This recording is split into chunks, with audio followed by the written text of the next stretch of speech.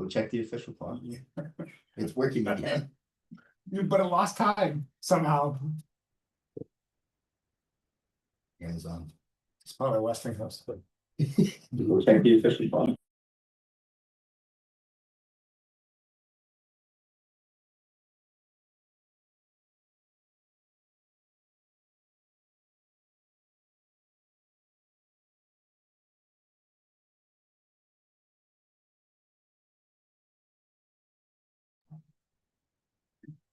good evening, everybody. Welcome to Corporate Service Committee meeting held March 16th, 2026.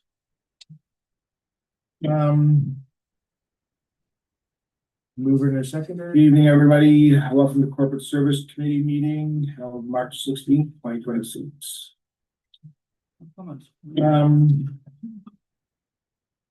Mover and a seconder. Good evening, everybody. Welcome to Corporate Service Committee meeting held March 16th, 2026.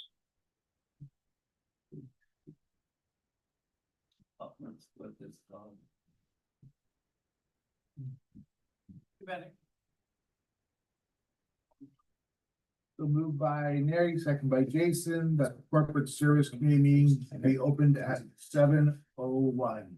All in favor? Carried.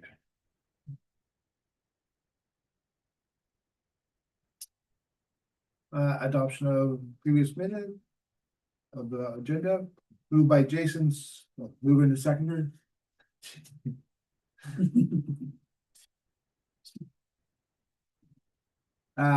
Moved by Jason, second by Steve, that the agenda for the Corporate Service Committee meeting for March 16th, 2026 be approved as presented. All in favor? Carried. Any disclosure of pecuniary interests? Seeing none. Adoption of previous minutes, moving to seconder.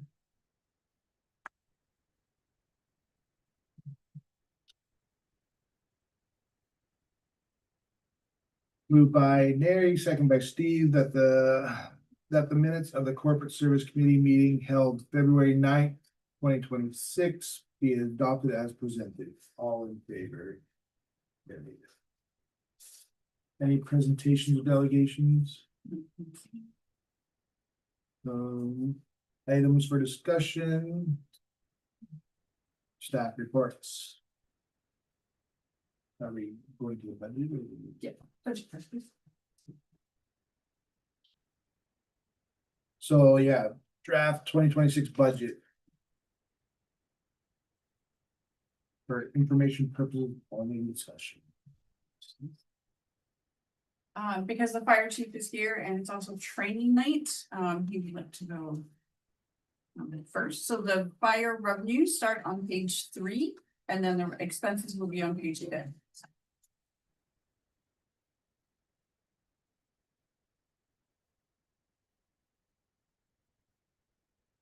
On page 3, starting at line 254.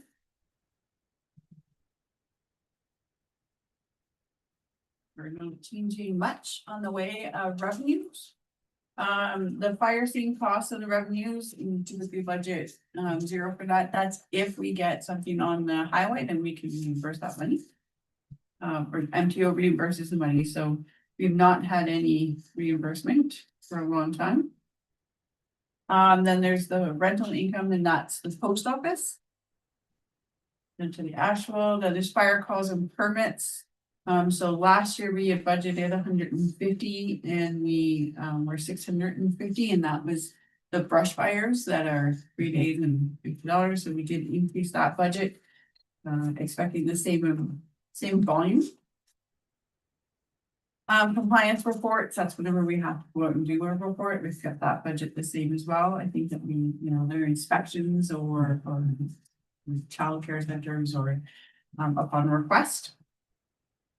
So the big difference from last year to this year is that emergency management grant that we got for the system that is here and the new radios. So there's no grant this year. That project did wrap up in 2025. And the new grant program. So last year on that last line for 260, last year we received $16,000 and that went toward bunker gear. This year we received 25,000 and that is the washer and dryer, and we have already received the washer. So that is the revenue piece. Any questions on that? Okay.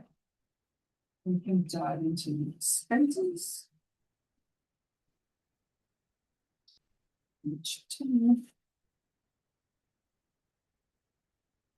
I can start with the first one, just to explain that line 463, on page 10.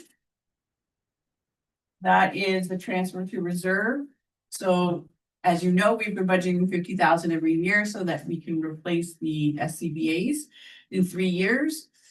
So this year we have put in the $50,000 for the SCBA's, as well as next year we know that we will need some helmets, so we're putting that into the reserve as well, so that it's not a lump sum cost. You can break that out. So that's what's going into the reserve account for the fire department. And then fire chief, if you wanted to explain the MNR Sure. agreement.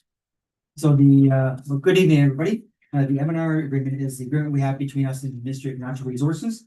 So if there is a forest fire, depending on where the line is, on where it's going to be, we can either call the M&R in or they can call us in to assist them in fighting the fire. So that agreement just acknowledges that at any time they can call us in or we can call them in, and then they'll supply us with resources, equipment, manpower, and we can do the same. Our firefighters have been trained to wildland firefighting, and that's coming up for renewal this year. So I budgeted for that to come up for renewal as well. So that's the also with the M&R agreement. I talked to the gentleman Jamie, who I consult with. He's looking at providing us some training as well. And that is going to be minimal cost. So that's the M&R agreement. So it basically, in a nutshell, it allows the interagencies to conduct and work with each other on keeping the forest safe, keeping townspeople safe from the forest fire. So in our agreement, who determines if it's the township of Bonfield or the Crown Land? Who in that agreement, does it cover if the M&R has to come in, put the fire out on our property? That agreement is covered in there. It is covered, but if they come into, into our municipal boundaries, then there will be a charge for that if they have to come into our municipal boundaries to fight a fire. Because we're not available, or we don't have the resources, the equipment. If I feel that I have to call them in, also I will consult with the CAO and council first, let them know, hey, this is what's going on. I feel that we may need some M&R expertise, i.e. equipment and manpower, and it's in our municipal borders. Also look at our neighboring departments to see if they can help us before I call in the M&R. But I check the wind speed, direction, the temperature, so I take that on to play on how fast is the fire moving before I would decide if I have to call it in. But if it starts on Crown Land and it comes into ours, then M&R is responsible for that. Thank you. You're welcome.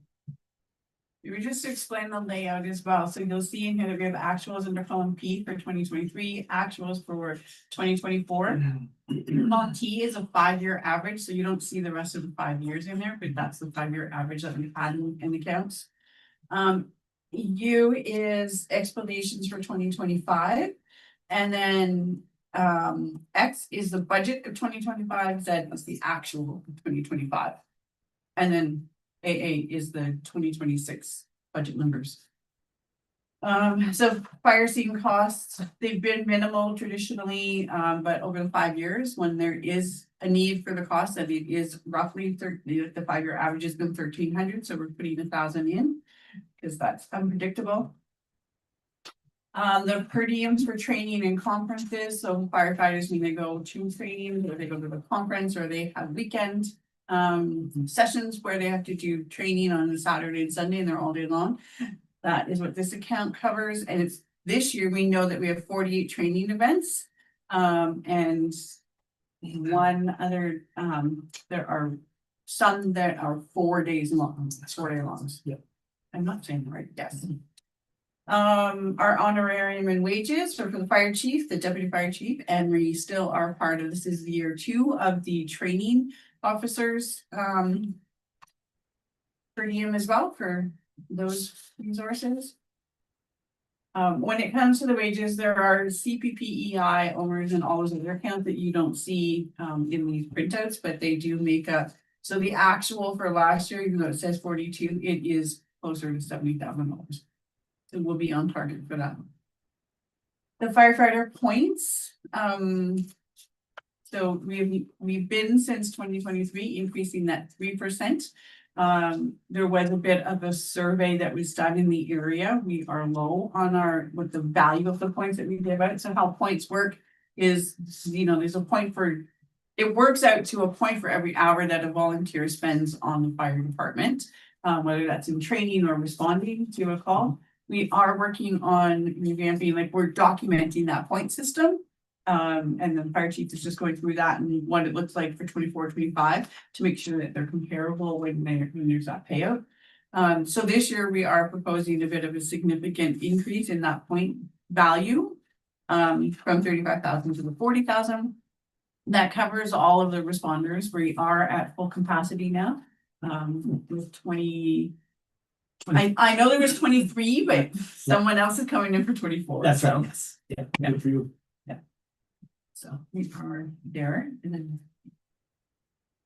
then. Our next one is the office clerk wages, so the admin assistant for the fire department is in there.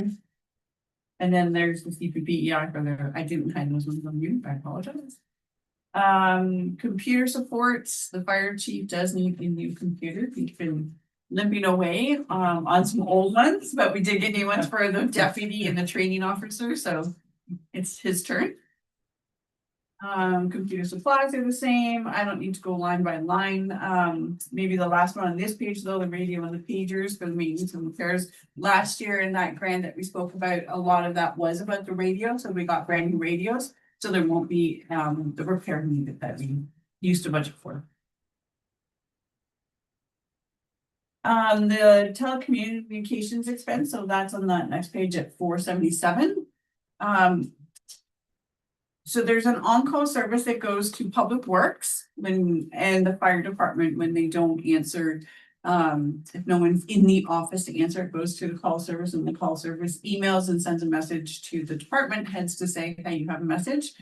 Right now we split that cost between Public Works and fire department. We don't have a listing of who gets all the calls, but the fire chief, maybe you can explain that you haven't received. Yeah, I don't receive any calls. Yeah.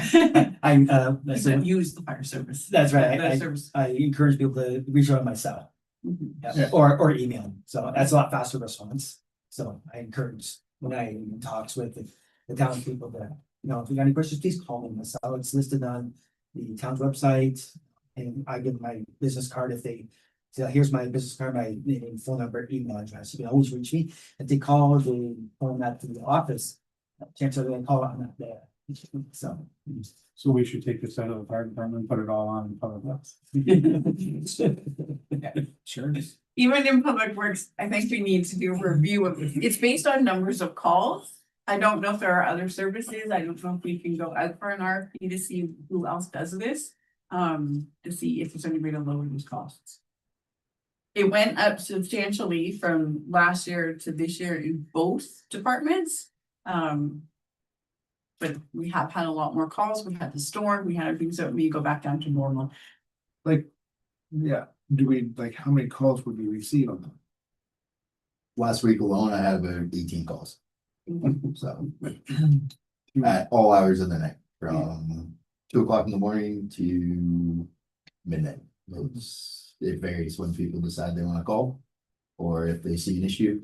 And then when they leave the message with the answer machine or with the answering service, it gets text and email. So if it's a priority message, like a flood or a bad pothole or a tree down, they will call my cell. So I'll get a direct call from the on-call service. And then it's always followed up by an email. So name, phone number, Who location. determines the severity of it? So the on-call service does, depending on what's said. There's a So priority list that's submitted. There's been times though where people have said, oh, there's a massive tree that's blocking the whole road. And we get there, it's a twig. Yes. And there's been other times where people say, oh, it's a small hole, and we get there and half the road's washed, right? So there's. It kind of differs a little bit, but. Yeah, we- So it's an emergency with the roads, it's not anything to do with the fire department? Oh, I mean, I'll be honest, I get all kinds of calls from people complaining that their garbage hasn't been picked up to OPP reaching out for stuff that's not even in our township sometimes. So it varies.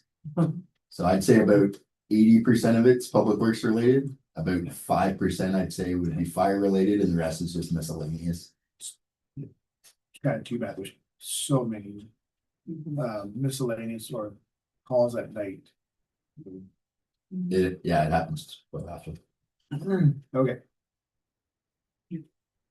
So the difference between 477 and 478 and the answering dispatch service, that one is the community care. Yes.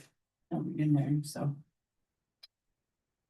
And then we move down, the next one that would be different is 485. And that's for the conference that's coming up next week. So last year there were 2 that were attending, this year there are 3 that are attending. Our education and training account, we're keeping the same. We do have a training plan, so we know what courses are being signed up for, as well as the new recruits that would have, that need first responder training and the walk-in training. But as we said, we've talked to, MNR to see if we can get some help from there. The fire driver medical on line 492, we think it'll be 5 this year, that we're hopeful that we'll get their licenses from the new recruits. The line 493 is the air and oxygen supply. So we budgeted 6,500, we came in at $7,900, but there's additional training that was taking place last year, so if you can explain. Yep, so that last year, when I came on board, I did a very aggressive recruitment, and I got a lot of good candidates that came in. So because they're brand new, we were teaching them on the SCBA's, how to use them, how to fill them. So it was a regular weekly basis. And then we get Praxair comes in and fills our bottles, and then when I got the bills, I was like, oh. But that's all related to the brand new recruits that we welcomed aboard. That now they all been trained on SCBA's. It's going to be a lot less this year for the air management. So.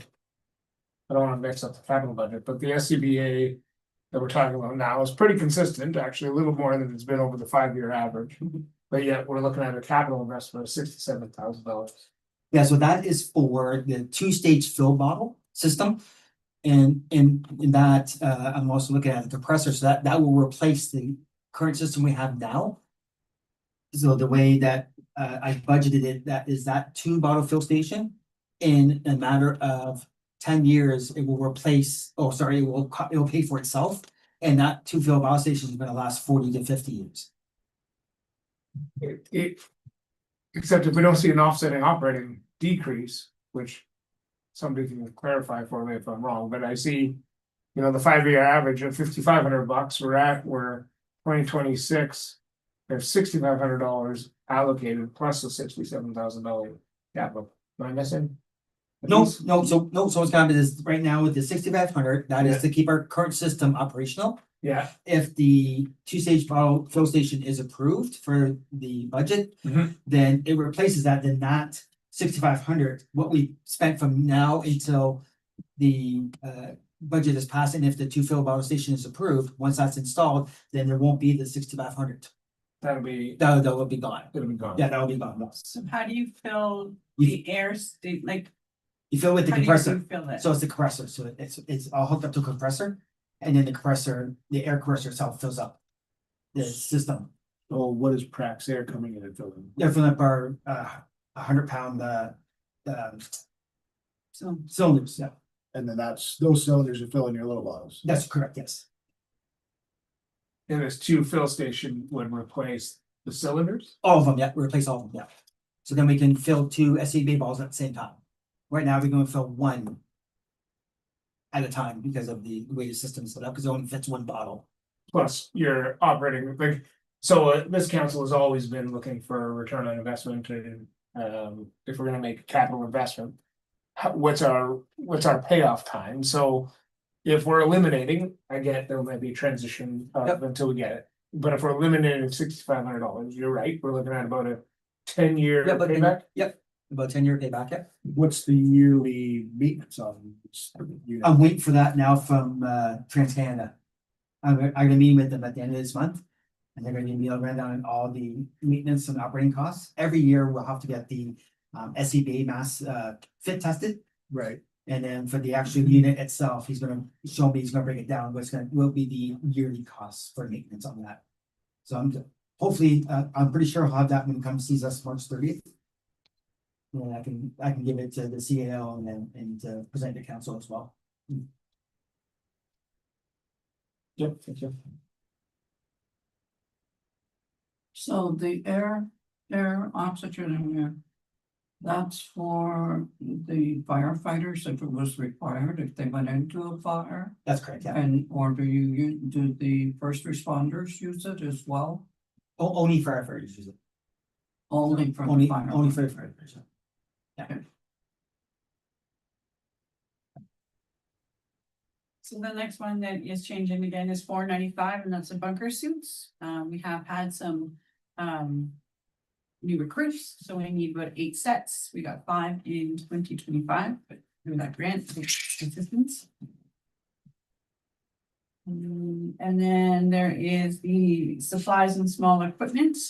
So 6,000 of that, you'll see if I'm not confusing the capital budget and the other budget, but there is some, that part at 6,000 is that porta tank. That's correct. It's for the fire department as well. That's where it is hidden, because we only spent 16 last year. Sorry, explain that again, what's the small tank? So it's called a porta tank. So that's what we put on this side of the road, fill it with water, and that's what we draft from when we're at a fire. Right. So that alone is around 4,000 for that tank. And then the lifespan on that tank is 20 to 25 years, as long as it's properly maintained. Right. We have an old one right now that has to be replaced.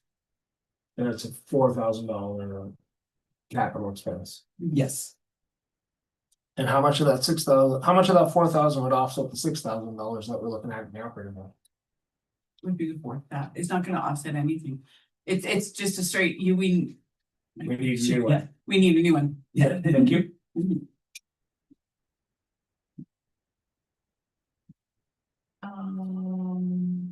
We didn't do the boulders last year. The insurance has already asked this year, when are we doing them? So they would like them done in May. So boulders for the buildings, fire, public works, they have been included in here again.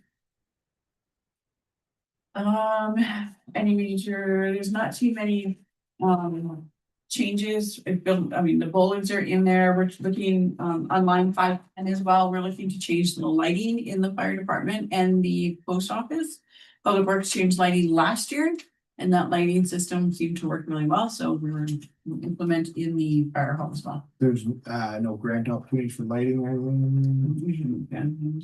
No, I mean, We'll continue with LAS, but we've looked into a few options. There hasn't been anything really that stuck out so far.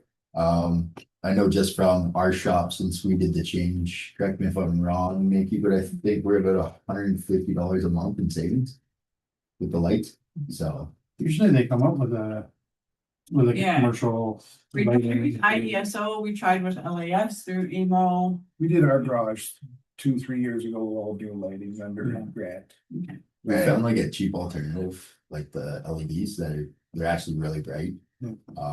They've worked well for us, but that's what I think we're looking at implementing at the fire hall as well, so. Yeah, it was so much better than one could definitely. Oh my God. I'll like to see if there's anything new that's coming out on lighting, but. Try for the.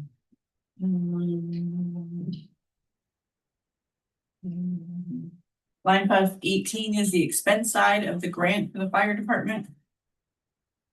Other than that, I mean, most of their budget is the same.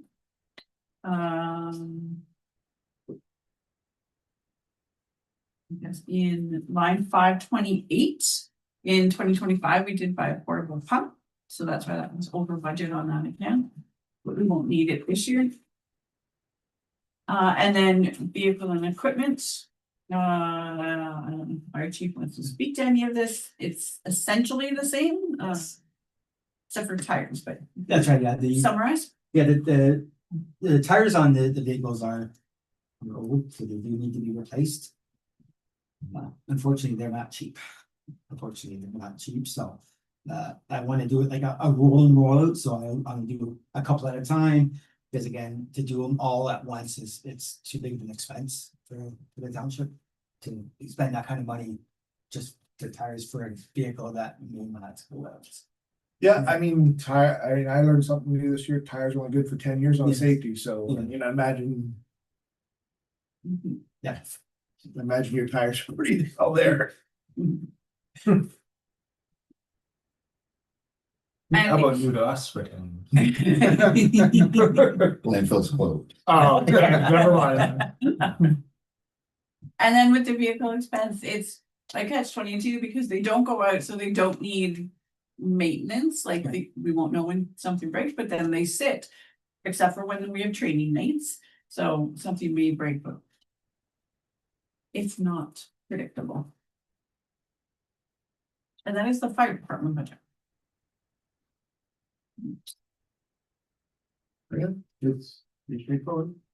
Mhm. Thanks, chief. Yeah, thanks, Thank you. Sean. Oh, you're welcome. There doesn't seem to be a lot in maintenance, even though our vehicles are old, right? Mhm. Yeah, what we have, we do take care of what we have. And like I said, the firefighters we have, they're really pro on maintenance side, so they'll look at and do anything they can to extend the shelf life of something, and they bring it to my attention, and then that's why I can look at a budget saying, okay, Dave, you do need to replay this, and I'll explain to them, unfortunately can't do it this year. Next year I'll put it in my budget, so we'll just have to, keep her going for one more year, and they're really good, so they understand, so. They're really good. And something urgent came up, we would come back to council.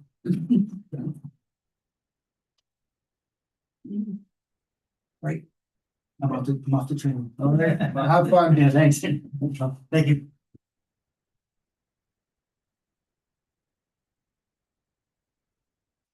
Back to the start of the budget then. Back to this one. We're gonna make it such good progress. Yeah, you think we're at. We know. Just carry on.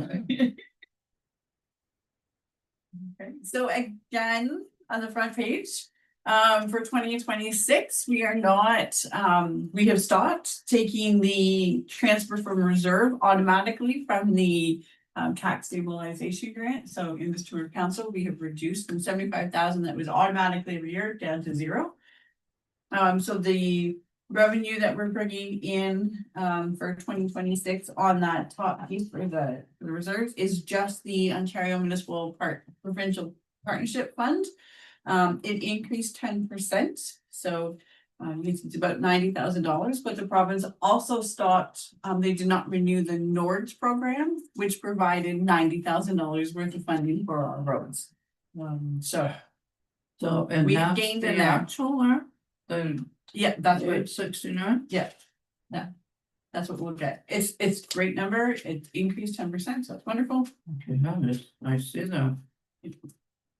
Yeah, well, we got And it's- 15% more bills. Ever the optimist, Dan, ever the optimist. And this is part of our, they provide this money to help offset some of the expenses from our levies as well, right? So from that partnership on who does what. Well, I like that. Yeah, you see in line 222.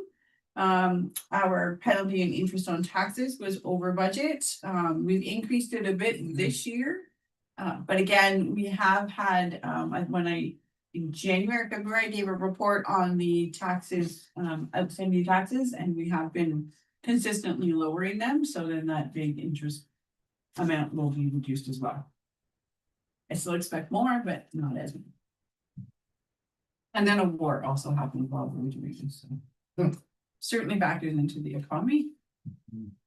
Supplementary levies, again, you can see on that line, it's the top line, it was over budget as well, so I have increased that as well. Building permits consents are still doing great. We're reaching that 16 new homes a year.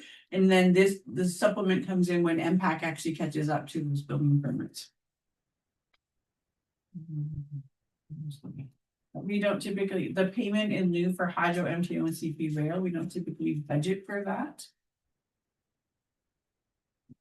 You can see from the 5-year averages that it's not always that we get that. They are payments that the province makes to us.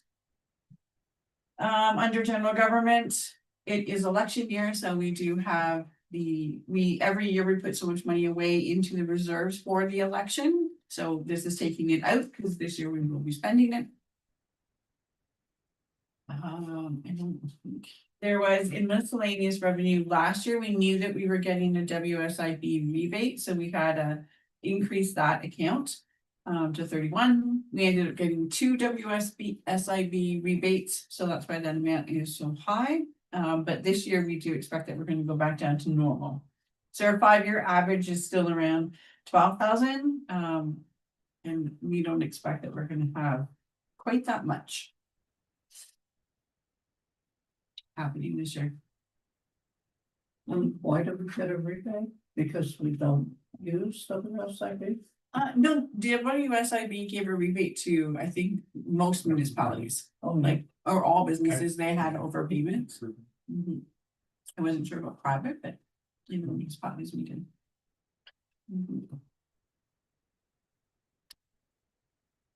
Line 243 is the economic development grant for the study and the intern that is in there. For that, so our total government, our general government is in the revenues is moving from 168 to 214. But that bulk of that is that 46 for the grant. And then we go into the policing program. We did not have ride expensive last year. I think it only goes through the police services board. And then we still do get the provincial offenses. We budget 1,000 every year. It can be a bit different. You can see the 5-year average is 28. Last year's actual was only $110. But we've kept it at that 1,000. Again, it's based on how many fines go through the court system. We've talked about fire, building departments, in our revenues. So this is the building permit. It's really the only revenue that there is. Budgeting 65,000.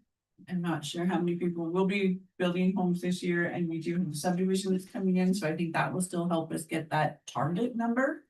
There is no guarantee in that.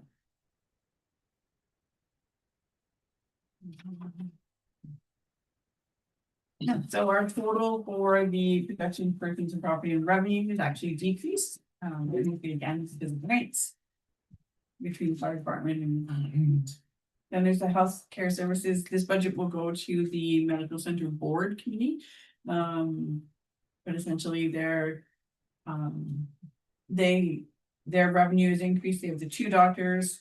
And it's really, and then there's the cemetery revenue. And the difference in the number is because last year we didn't have 2 doctors for the entire year. This year we do for the entire year. There's something right here with for the medical recruits. Because I did speak to one member on our board. I was not the last meeting, but they said they expected to ask us for more funds than $1,200 because they said our people in the township were using the Mattawa Hospital a lot more than they go for their emergencies to Mattawa. So so far I haven't heard anything, and there should be another meeting soon. So I asked the lady and and she said she would get back to me, but so far I haven't. That's under the expenses, Yeah. it's 1,200, I think, now. Yes, it's been 1,200 a year for the people, seven. And the other ones all paid a lot more. I guess because it was understood that they do use the hospital a lot. But I think our people are using that a lot, why not to they find it's quickly. Do they keep statistics on that?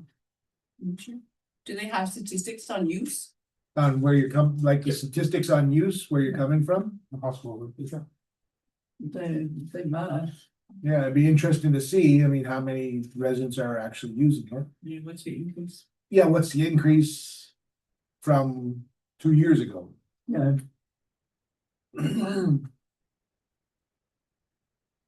Well, I know I would go to Mattawa. This is a lot faster. Yeah. When the ambulance is closer here, they'll take you to Mattawa. So, Maybe go get stitches. I was wondering how long it would take you to come in and see me. Then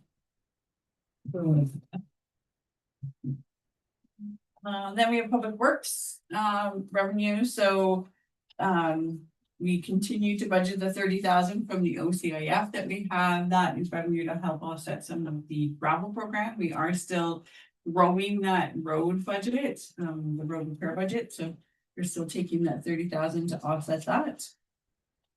I don't think that there is much else that is new. Other than that. You'll see in line 301, the 403, the 403,000 that was transferred in from the reserve, and that was to cover the storm. So you'll see the expenses offset that in the public works. And then in 2026, in that grants and revenue account, we have the 38,000 for the pothole prevention grant, that will help us with 2026 pothole. It's a rebate for the expenses that we had last year, but we can use it this year. Shipping fees is more way up. Yes. Oh, could that be? And the 5-year average, I mean, you can see in 24 that actual that was contaminated. And then we are getting, so we have increased it by only about 3,000, but it is up. More people are, when they're coming to the gates, they're paying the fee. Would have been nice to see what the average, 5-year average is without the contaminated tipping fees. Mhm. Just to see like how much, like it's jumped quite a bit. Yes. I mean, it just shows that staff at the landfill are doing a good job. Yeah. Mhm. The landfill site, other revenue, those are, if someone loses a card, then they replace a card, or there's extra bags that are bought, so that is in there. I think it was two, the circular material reimbursement, so we know we get $925 back from circular material. Last year, we were still under the old program, so that's why it's broken out in between the WDO and the circular material. This year, that's based on what we know we'll get. And then the line 314 is the EPRA, so that's the revenue to 35 cents per population. So we know that that's the payment that we're going to get for that education piece that they'll pay us. And then the sale of the material and next one is typically the scrap. And we move into parks revenue. So the 5% parkland dedication, those funds come from the number of consents that we have, and we still have to. Nope, we did do the entry this year already, so that's the actual. Then the bottle return, we were slightly over budget last year on the revenue, so but we're keeping it the same. The summer camp revenue, last year we were just a little shy, and that included the donations. I think 70% of the revenue is from donation, and then the rest is from kid. I think it's 50%. I had the number we had is what. That means down to the actual from last year. There's no Celebrate grants, Celebrate Arts grant this year. We're not doing the newsletter fees.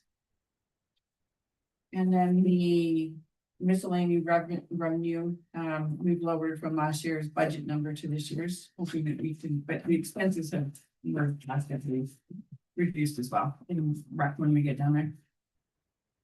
The Canada Day grant, $1,000, and then the community environmental fund for parks, which is the trees in the park here. We applied for that grant. We have not heard yet, but that would be the revenue piece that's in there. And the expenses part is offsets that grant fund. The library provided their budget. You guys saw that at the last council meeting. So those are the amounts that they have in there. So the library levy is 94,205.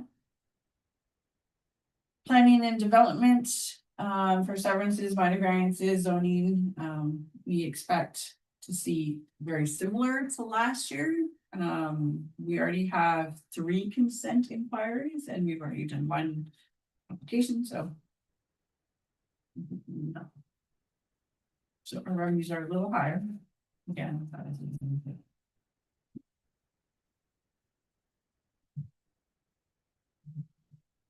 Household expenses, now if we move into the expenses for general government, there's the council, very similar to last year. Actually, you're decreased in your total expenses only by 1,000, 1,600, but we're down. There won't be, like, I know AMO, no one has said they want to go to AMO yet. We still factored in for Phenom, but some of those costs are certainly lowered. Then we move into the general operating for general government. We have our salaries, our benefits that are in there. You can see those. Line 400 is that capital from the capital budget. So it's the capital levy that goes into the government. So this is for the Phil Station Phil Fire Department, that's $68,000. There. Computer IT and support. So we switched software companies and we have seen some savings from doing that, but in the fall of 2025 we did upgrade some of our software or hardware, made them the fire department and here can now talk. We have it's a system called Ubiquity, so we have that. In 2026, we're moving to Munisoft, but since I started here, they said that we need a new server. And now bringing in Munisoft, we definitely need a new server, and that is going to be, that's in the next line for computer supplies as well, but that server is over $10,000, so we're factoring that in. And then the IT help to upload and to get back to moved on to Munisoft. Next year, the fees will be less. We won't have to pay for Baker and for Munisoft. We'll see some savings in there in 2027. Don't think that there's the website is just the annual fees and any work that we want to do. There's a couple projects that we are looking at doing. One is a tax calculator to have that set up so that they would go on. You can just type in your assessment. And then it would tell you what you pay for each category in our budget. We'd like to implement something like that, so it's in here as well. Is that 421 you're talking about? No, that was the website was 405. Oh, But we could jump down to 420. I skipped ahead. Yeah, yeah. So 420. 420 turn. Yeah. No, where it says the asset management program, Mhm. it's due July. And I know what the program is, but why is it so? Why have do they put the municipalities on a, like, that's a deadline? Why would we be on a deadline for the asset management?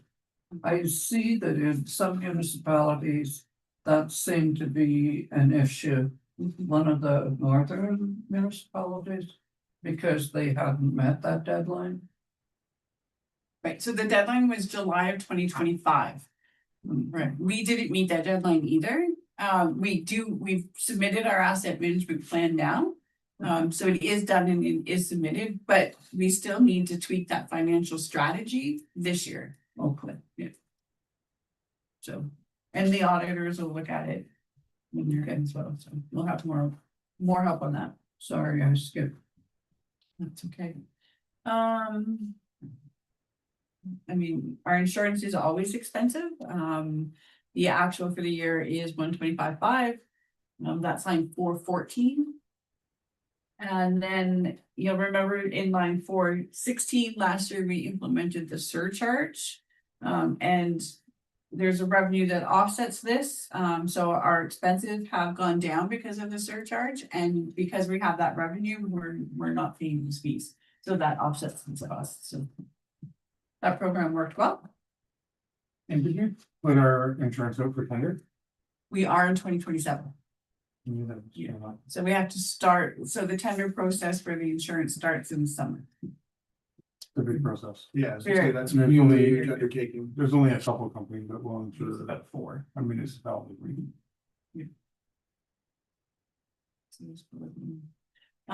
So audit, legal, consultant fees, asset management integrity commissioner, those are ones as they come up. So we've spent $25,000 on the integrity commissioner. No, we budget 25,000 in And 2020, in 2025, we spent 18. Wow. And our average, or I think if you can see, yeah, our 5-year average with 2024 being the highest at 93, our average is only 1,900. Tax write-offs, that last line is 425, so we were over budget on that one. There was a large property that did get a reassessment, and then that's why we give it, so that rebate for that, those taxes in there. For that one. The impact levy, it's a very similar, you didn't go up too high. Leave it. The election costs are in there at 430. But again, that percentage from the reserve overtakes it. I did add under 432, council had talked about doing a volunteer barbecue this spring, so I did add some funds into that budget. If that's still what we want to do. Absolutely. The last year for the other government in 434, we were over budget on that, so this year we went back up because that is cool. This is where we put the clothing allowance for the admin staff as well as the Christmas dinner.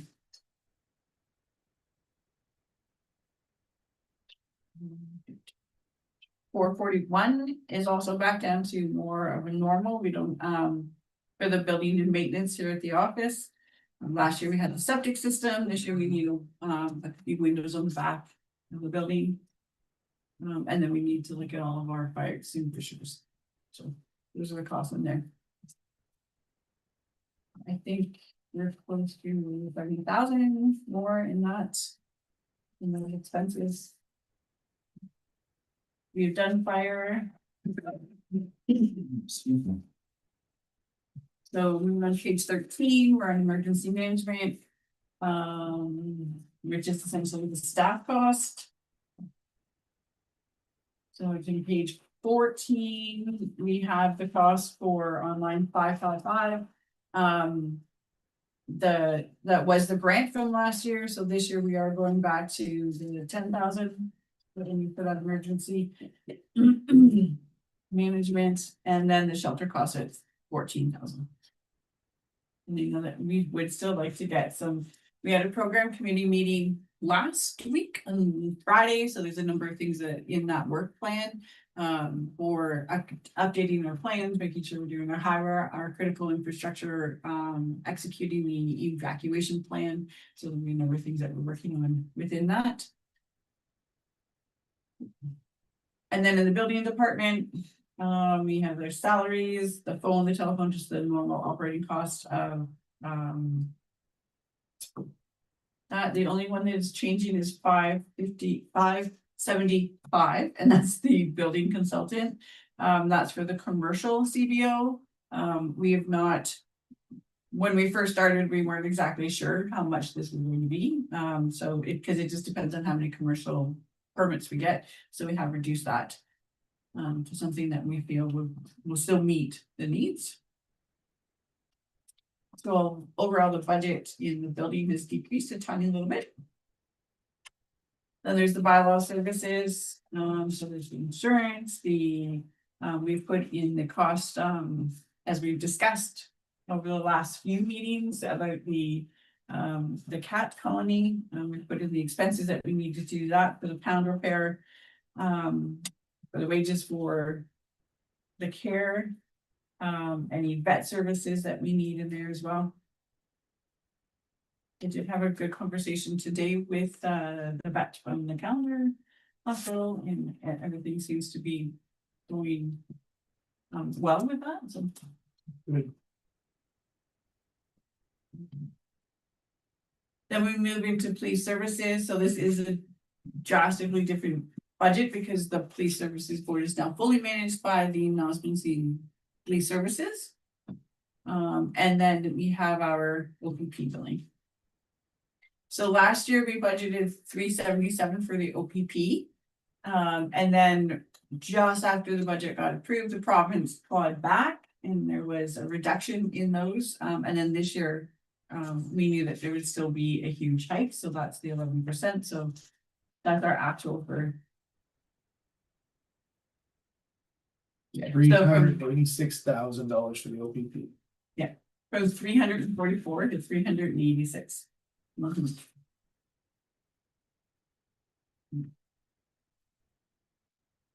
then I'm gonna ride programs for police services, and then the North Bay Mountain Conservation Levy, went up just a little bit. Less than 1,000. That's what it says in the report on something. Right? What that, So hopefully it funds the report we're looking for. The levy increase will fund the report we need. you didn't report ever. Not the water report we need. And then the medical center, again, it will go to their committee as well. They have a number of capital that they would like to do as well, but essentially their budget is not changing much.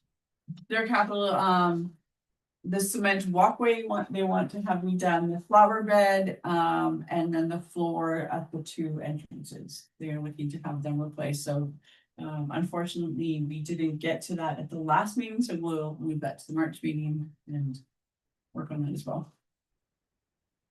And because they're doing that capital, the reserve is being reduced this year. And then we get into the healthcare agencies. So line 664 is that hospital recruitment at Mattawa. So typically we pay $1,200 for the last number of years. The health unit, their levy for us did go up 4%. To $76,000. DSAB's levy for Bonfield went up 5.1% to $657,000. The Castle Home levy only went up $500, approximately $500 for the year, so it's $108,000. And then we still have the Castle Home reserve, so we know that we're going to have to start paying the construction loan down. They've moved in. We know we need to start doing this. Last year for the last 2 quarters of last year, we did pay the interest on that construction loan out of this reserve. So even though we're budgeting that $150,000, the extra to get to what we need to pay on our annual loan payments, part of that money will be going toward the interest that they're going to bill us for in 2026. And so that's, But it will come out of this reserve account. we're holding that reserve and then we're paying $60,000 on what they have paid, right? That's our share of the interest on Yeah. the expenses that they have paid, the Yeah. construction, yeah. And once that construction loan is completely done, then we'll have to start paying that I think it's $147,000 a year that we have to pay. So we built up the space in the budget for that. Cemetery expenses, not much is changing on there. So the total health care and family services budget is $1.2 million. And then we move into public works. So we are, the first line is 682. We are looking at putting $50,000 into the asset management reserve. Now, if we remember the asset management plan that we did adopt not that long ago, it did say we needed to put in $1.3 million into reserve. Or in order to meet our asset plans for the next 10 years. So the $50,000 is a little shy. Well, way closer to reality though. Just what you noticed. Yeah. We're happy that we can put money into reserves. Like 50,000 is significant for us, right? So. It'll bode well for any funding applications. In the future, to show that we are actually also contributing to the issue. Yes. So we have 50,000 from fire, we have 50,000 that's going into the asset management, so we are putting. We're just a tenth of what we're supposed to be. Thank you. But you're right, it is more realistic and we can't implement the asset management plan at 1.3 million a year either, because we don't have that. We don't have that revenue, we don't have the expense built into that, so. But this does show that we are on our way. That's a bit of a stretch. That makes you feel better. Yeah, that's a stretch. I'm showing my optimism. Right. Yeah. Yeah. Shoot for the moon, land on your neighbor's house. Literally. Yeah. Yes, that would be good. Line 690, in office supplies, we were over budget. It is printer ink that put us over the budget. There was a new printer that was purchased, so that's what it is. So we did increase that account to accommodate. So what line you on? 690. You were okay with that, anyway. Yeah.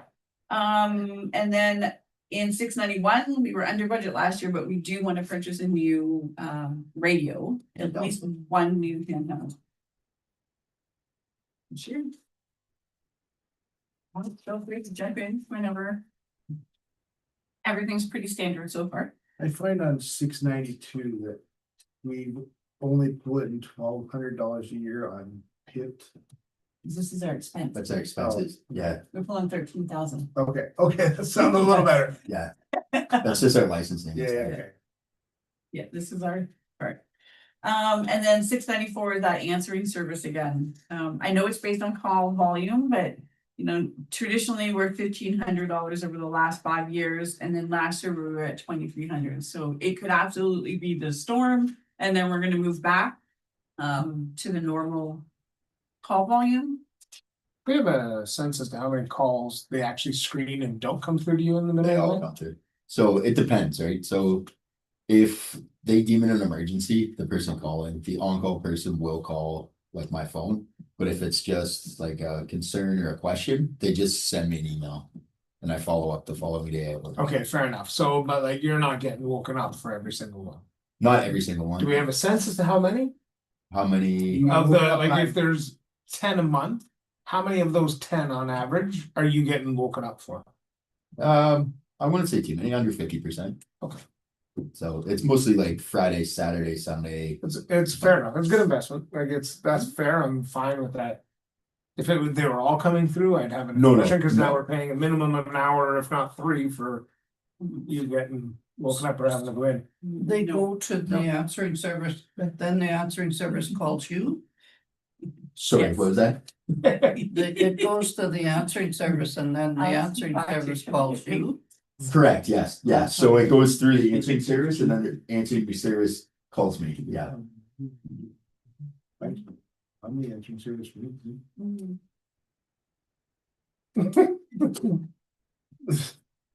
We have promoted the answering service more this year as well, so. Could be what I call volume is up. in 2025. Well, like I said, right, like it's not just public works related. Anytime somebody has an emergency, they get. Sure. They do call that number, so. It's good. Yeah, because if you call here, tells you to call the answering. Correct, yeah, so. I'll call more often if I know I'm looking you up. Yeah. I There's don't like think an owl up a tree. Yeah, exactly. Line 697, we have kept the same for the engineering. We did receive an email, just with a, update that they are working on the engineering, what we need for railway, so that we can actually be shovel ready for that project, so should the grant come out. So we're a little closer. And then that line 702, with the storm. Is in there, so it's offset by that revenue. And we had planned already to take out some funds like from the septic and stuff out of that account, so that account says 403 and then the storm is this much, but the other makeup of that is the septic for the municipal office. Really don't match exact. And our loans, so our debt servicing cost on line 712 for the year for public works is $250,000, $254,000 for the debt servicing, and that does include the Trump Road Bridge that was included. That's good. The cost of the storm was over 500,000, right? Yeah, 384. That's the actual. Yes. Without the staff cost and everything else in there. So this is the cost from all of our invoices. And this is what we had to take out of our reserve. Yes, yeah. That's what I said. So we hope to get 500,000. Well, we hope to get that number back. So we don't get the staff time back. The insurance already paid the culvert and the staff time, Oh, so this will just be for all the other expenses. Okay.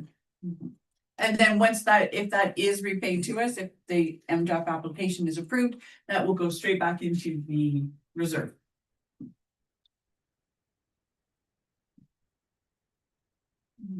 So page.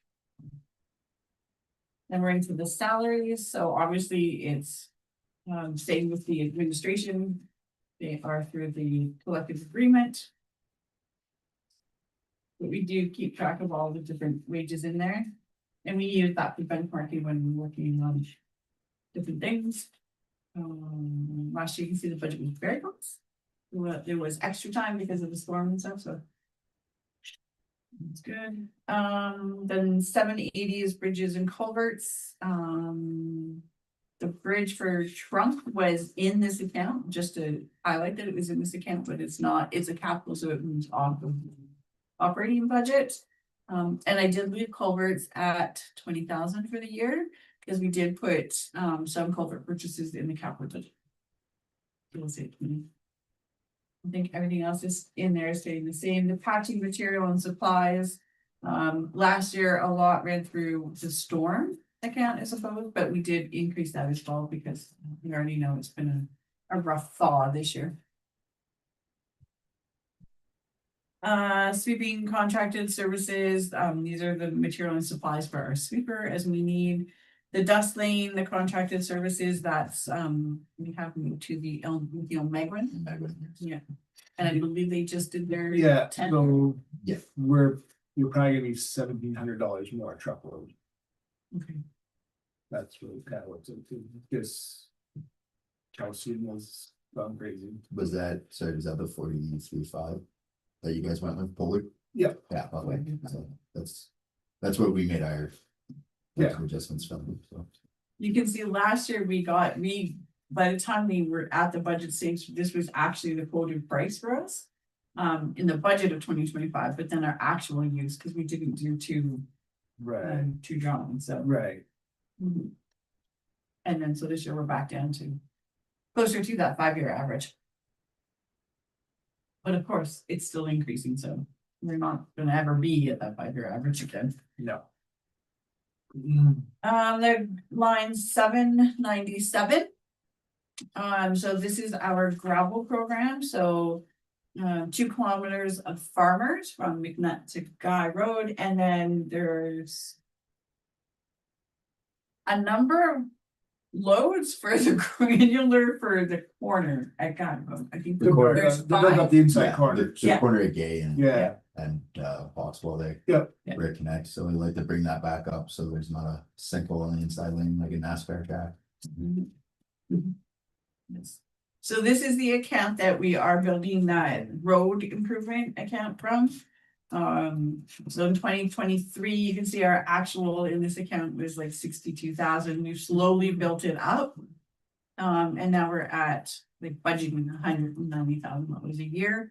And then the other part of that 190 comes from the Gagne Street from the capital program that we can get to. So there's budgeting in this account as well.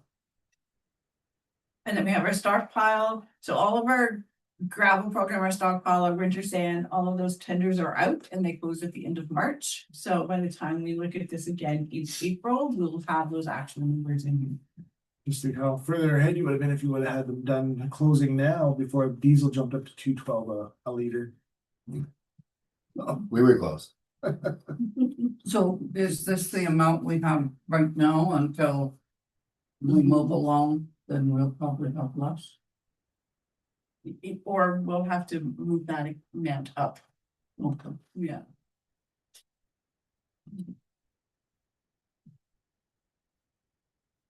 The brushing is in there as well, that's from inside. The sign, line 890, Public Works did a sign inventory. So there's the number of signs that they need to purchase, so that account has been increased. All things? Small signs. Switchery. Did you resolve all the issues in the building of Public Works? Everything has been taken care of now? For the most part, yeah, we just got some new lines that we need to look into for the boiler. We're just having a propane feed issue, that's all, so we gotta get the technician in there just to diagnose if we need to split the lines off the tank or reroute them through a different spot in the building. Oh, okay. But everything is rehabilitated from the mold. Yes, yeah, that's all done, so we're all. The mold and we're that back is in all and gone. It's all fixed up, so. Nice.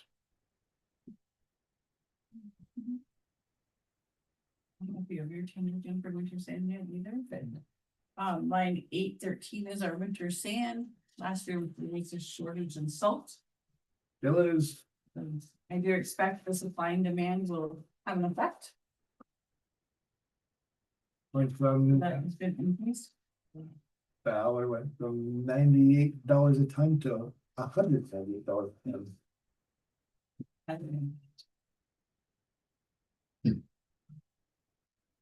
And then we'll move into the vehicles and equipment. I'll start that. We brought up that diesel has on line 824. So in 2025, we budgeted a lot for the fuel, 130. We came in at $117,000 on the fuel. We've kept it at 130. Understanding we did this before, like 2 weeks ago, and we know that diesel has jumped. We have a contract, so we were looking at, do we try to RFP out the fuel contract as well? To see if we can get any better pricing on it, but with the markets the way they are, I'm not sure that this is the best time to do it. Not sure if the surcharges are going to be 6 months, 8 months, if it's been the last year. So we Open have to to any thoughts increase on that. that? Yeah, I agree. I mean, I don't think it's not the right time to put out a RFP for fuel. I mean, like I said, it's gonna jump even more yet. They would respond to the RFP, will bet on the futures, and they're Yeah. not gonna lose money on it, Right. Yeah. so. So right now, like. We just get. What rate do we get now, just whatever, It's not outrageous. No, It's under $1.50 a liter, I believe. So, yeah, no, For gas, it's definitely, it's just over $1 for premium fuel. Dyed diesel, I think we're just about $1.20. we burn premium gas. That's all they bring. Wow. Ethanol content. Why we burn, Is that because of the contract? That's just, since I've been here, that's what's been delivered. So right on the pay stub for our fuel delivery says nine. wow, I do know like all the saws and stuff are. Ah, the recommended first to be- full circle. I know, but we'd be cheaper to go buy 10 gallons of premium fuel than to put it in vehicles every day, the pickup trucks. I mean, that's quite a bit of cost extra for premium fuel for the pickup trucks. I'm not the one that. No, came up with the no, contract. I'm not It's been saying, since but I got here. I think we need to I mean, address that part of the contract. Definitely look into it, but I mean, we just need regular fuel, and like I said, the saws, go, that's good, 10 gallons or whatever of premium fuel. I mean, you're probably gonna save 20 cents a liter. Just in between regular and high test, not at this price, but yeah, we would have a month ago. but still, you're still gonna be that off. For high test is always higher than regular, no Mhm. matter what the costs are. No, I'm not disagreeing. I don't know enough. Yeah, I'm just. If the vehicles are used of. No, it doesn't matter. Good Well, try. they go, no, I just wanna cover it, cause yeah. No, Now, do we have to increase maintenance No, if they're used to, No. okay.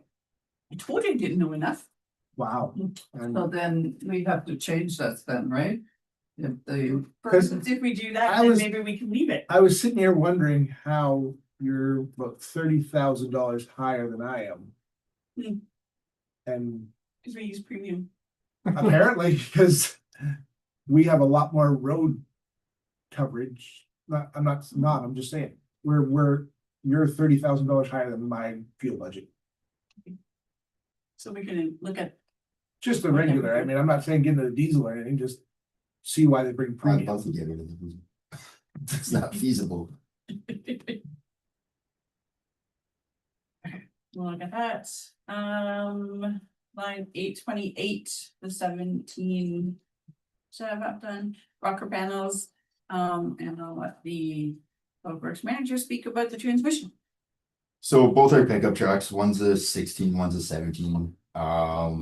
They're not super high kilometers. They've just had a super rough life. The rocker panels on the one truck are pretty much gone. The other one's halfway there. One of the trucks is having a transmission issue. Took it in, got it looked at. There's nothing they can do as of now to fix it. Their best bet, and this was once again the dealer in North Bay, they suggest a new transmission, but on a truck that's almost 10 years old.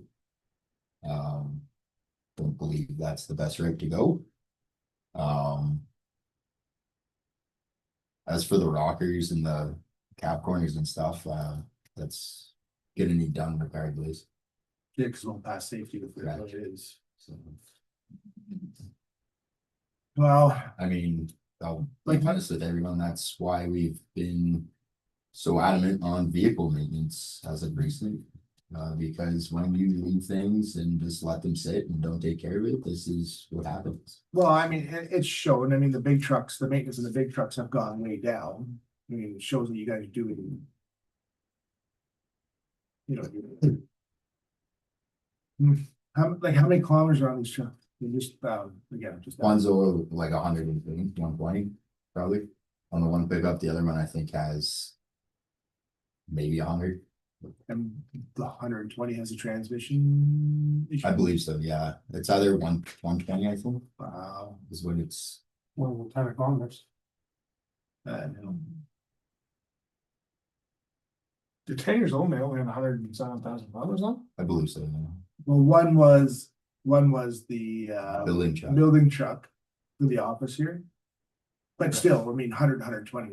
That's like I think 10,000 they're, one I was think, there. think they're under 200,000. Okay.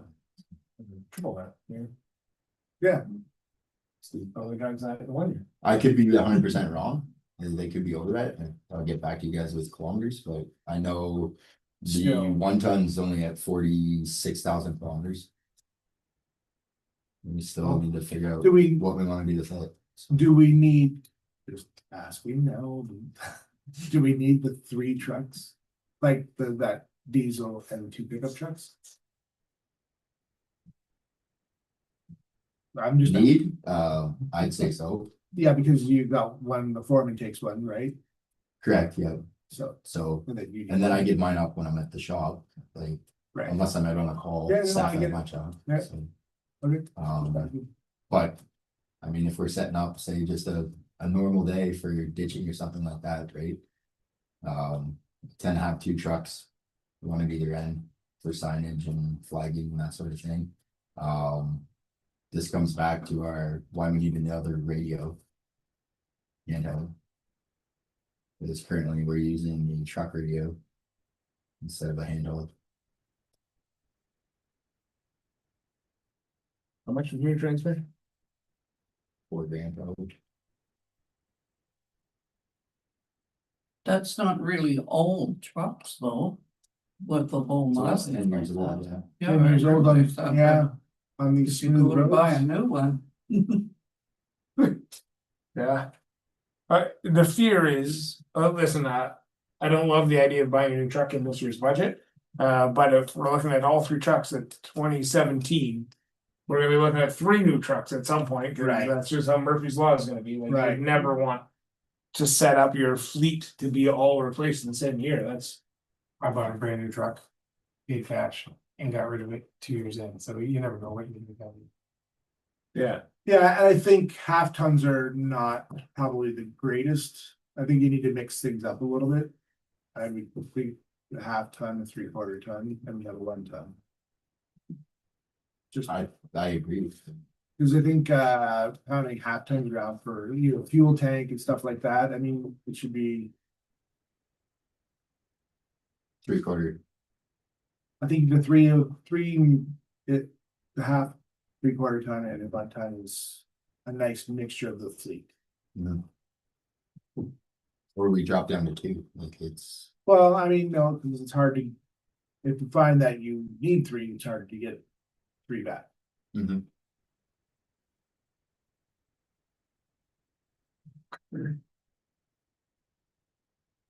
So, I mean, typically, life expectancy in your capital, in your 10-year forecast for vehicles should only be 8 to 10 years. So, I mean, we're already over that. I mean, And it's 2 my for both. My biggest personal concern is not the pickup trucks. It would be if we were purchasing the same truck, it would be to purchase a plow truck. But that being said, we all know the exponential cost of a plow truck. It's like buying another fire truck, right? Like, I it's know, just- but again, we can't be fearful of that because the longer we hold on to them, we're already behind in their asset management again. Our capital forecast calls for 10 years plow trucks to be flipped. So here we are, what years, 20? What, 17 and 20. so again, things have been left so long that at some point it's gonna haunt us. Like we're gonna have to replace so many fleet vehicles in 1 to 2, 3 years, it's gonna hurt. Well, 1 hurts, so let alone 4. But I mean, you can't not replace them because it hurts.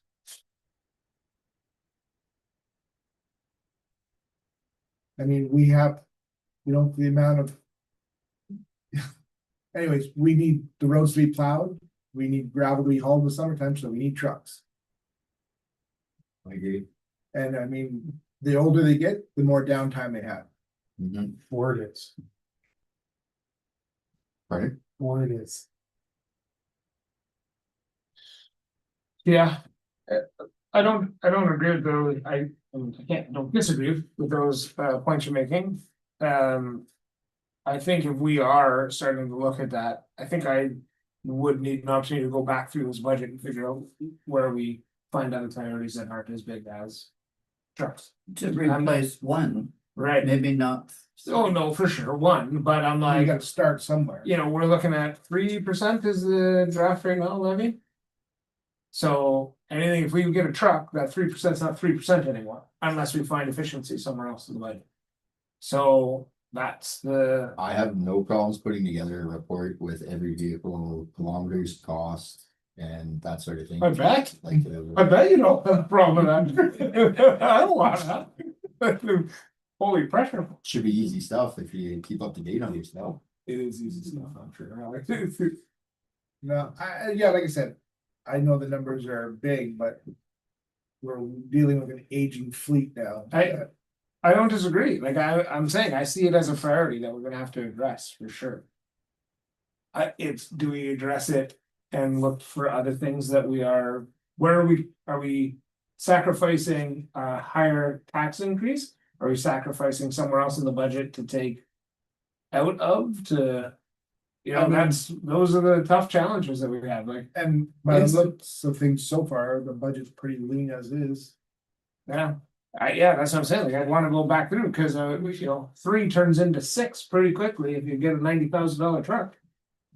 1% is $40,000. 1% is 40 grand, so then 3 turns into 5. Or a $450,000 truck. Or then, well, that's probably a payment, one versus half a ton that you would probably buy outright. But I mean, just, it's food for thought now. well, yeah, absolutely, but again, what aren't we gonna do? We can bring back a fleet report that would include public works and the fire department. We know we need another truck. And the asset management, Yeah. But, Mhm. mounting pressure. That's what it is. but we have a working capital forecast, don't we? Yeah, and the asset management fund, that's So that one we have that to- we're supposed to be putting away. We have to adhere to our capital forecast. Then we need to find $1.5 million in this year's budget. but And this is that's- why, this is why, because. No, but if we're gonna adhere to that principle, then let's find $1.5 million, like that's the. You have to take that 50,000 back. Yeah. Instead of putting 50,000 in reserve. I think that's the council conversation is where are we happy with the percent leverage? Is it 3? Is it 6? Is it 2? And then you work backwards from there to the best of our abilities, right? And you make sacrifices, because I mean, this term, we have made quite a few purchases to better absolutely. the town, you know, with the equipment and stuff like that, but I mean, it's gonna be an ongoing thing. I don't disagree. Yeah. I'm just saying. I just, we're looking at 3, so Yeah. that like, doesn't matter how you cut it, 3 turns into more if we add something, so that's. If council's comfortable with that and that's how they vote, then. C'est la vie, or there's no other way to cut it, but I guess we could take money out of reserves, but. We're trying to put money into reserves, never mind taking it out, so. Yeah. The only other option is. Fix it as they come and log it in the ground. It's, I know it's not smart, but I mean, when we're playing with numbers. When you got 3 vehicles, so I think it's gonna be somewhere in the middle. Yeah, I think One, probably. two, one, 2 driving to the ground or. Yeah. Yeah, it doesn't mean even if we bought 1 every 2 years. To go on a 6 or 1 every 3 years to go on a rotation, right? That's how you. One of them's driving in, 1 or 2 are gonna drive into the ground, because if you gotta get 3 or 6 more years out of a vehicle, it's probably not happening, right? So I mean, yeah, I kinda, like I'm kinda thinking this for $4,000. Like, this year we do the training, the rockers, I know the rockers at 4,000, I'm just saying, put the money into the truck this year and. You know, figure out. Get a game plan set for Yeah. next year. Yep, and I think that plan, the asset, like the full report coming, so we can get a better picture as to exactly, and then we can. Tackle a big number and figure out how. And then, you know, Alex can make, you know, in his report, okay, this truck may be a little bit older, but it's in better condition, let's get rid of this one, Yeah, you know. I would say just bring back, Is our budget fair? This budget is very bare bones. it's as bare as it gets. Now, the nice thing about our vehicles and stuff is now we have. staff that are trained properly and in place and good maintenance, programs, so. Stuff that we do purchase is gonna last a lot longer than the stuff that we have now, and maybe if we put some money into the stuff that we have now, to fix it up. You know, which the staff that we have. Get it covered. And maybe increase the thought is, I know it's a council discussion, but that 1%, 40,000, it's putting that away. Increasing the amount that we put into a reserve this year so we can spend it next year. It's also an option. We're gonna just fix things this year. Yeah, or we don't do a $68,000 two fill station for CBA, we continue doing our. Current refill of our existing, and we repurpose that. I mean, in that 3% was $67,000 for the CBA, so what's our priority? We just put all of that in the reserve. I have a bicycle, I don't care, as long as I can get to the site. Okay, break it down. Okay, we're gonna go a scooter. Yeah, well, an electric bike, scooter bike, yeah. But electric assist. All right, now that You you can know charge the it. buzz, Nikita's You can good charge luck. it at work. Oh, right, well, that's a company. Well, the grader as well, that one was over budget from last year, that's line 831, grader. What's the greater of a budget? We had a service from Cat that cost us almost $7,000 for the mail change, and we had new tires that were initially quoted at $14,000 that I got down to $7,000. How many times? Or How many hours on the grader? top of my head, close to 2,000. Do we need 4 new tires? Rear tires were gone, let's see. But we already put them on last year. And this year we need, Kinda- last year we bought the blades too. What kind of oil you running that, like, premium oil like the gas? Are you having fun, Alex? Yeah. Just whatever Cat recommended from $7,000 for an oil from change. the initial purchase that said it was under warranty. Yeah, To the background information that was dug out then, and the meetings I've had, there is no such thing as a warranty on that piece of equipment. So just like when we had a transmission issue, we had to pay for a float to and from Caterpillar, but it's under warranty. It doesn't make much sense to me. If we go back, I believe there was a whole separate council meeting Yep. to talk about just the warranty. Yes. Cause it wasn't in the initial tender, and then we added For like- additional, an obscene amount of money. yeah, Yes. but the We warranty. have brought that up to Cat on several occasions. Do you wanna know what's covered? Filters. You have filters for life. $8 filters are covered until the end of the life of the equipment. And I think we paid $32,000 or $40,000 for a warranty. Could you pull that report from back in that meeting? I can't remember if it was this term of council or my. No, they bought it, Here. yeah, but they bought it in the Yeah, previous term, but we got stuck with the. I remember it right on. paying for it, and then the warranty was forgotten. Yeah. And then we lost the better interest rate because the warranty screwed it. We had to redo the warranty. Right, so if you have an That was the opportunity, greater I know you're one. busy, but if you can find that report that was given to council back then, Okay. I'd appreciate it. Mhm. Okay. I need a therapy dog. Yeah, Well, well, yeah. You got this. Is that right there? Oh, Oh, Yeah. The other expense was the one-ton tires, battery. As well as a harness and a controller for the snow dog plow that's on it. again, I mean, everything was just bought low budget on that truck. And it shows. I mean, we're just pay. But on that one, that 17 year to 17. We spent a large amount of money on that. That truck? Yeah. Yeah, so the thing with that pickup truck and the same with both our plows is during the normal operational day, those things go around the clock, right? So like we currently have a truck out right now, plowing in Sandy. So there's not much gap between rest time in these vehicles. The pickup trucks, I'd say, are a little bit higher, but it's more so like inspection calls, site visits, or job dependent stuff. They get used nonstop though, and that's one of the biggest things with our equipment, right? Like, I mean, take the excavator, for example, we've already got 1,000 hours on that excavator since we purchased it.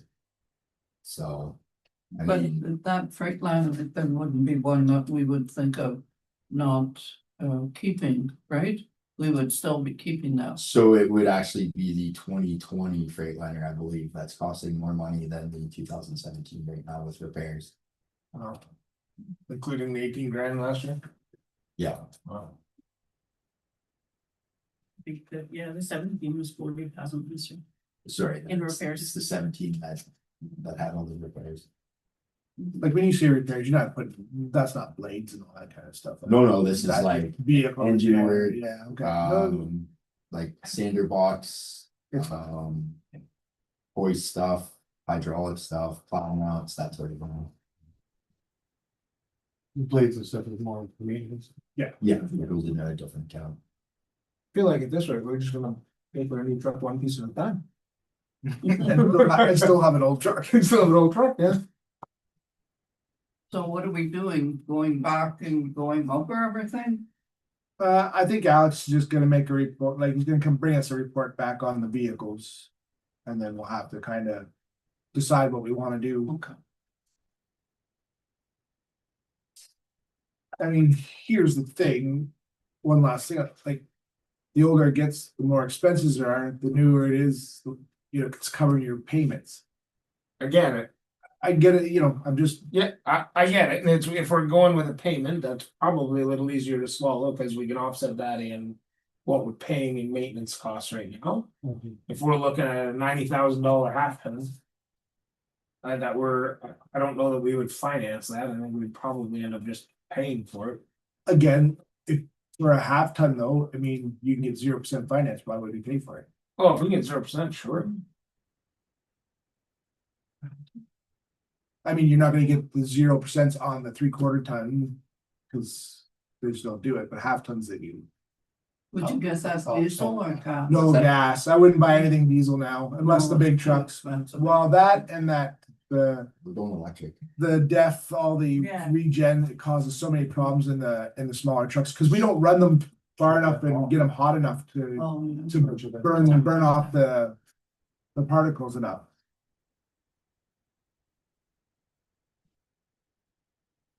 Geez, Mary, you didn't know that? No, that's how. Me neither. Yeah. Me neither. I'm sharpening my pencil Yeah. for Ally. Yeah, there you go, yeah. So the rest in there is good. Then we move into the public works building. I don't think we have changed much in there. A lot more things. We are buying in a little camera. It's everything. It's in small amounts. The 869 is that boiler. Question mark. So in 2025, I did bring over reports. That in the boiler alone, like in that building maintenance account for 869, 5,000 of that is just service charges for the boiler system.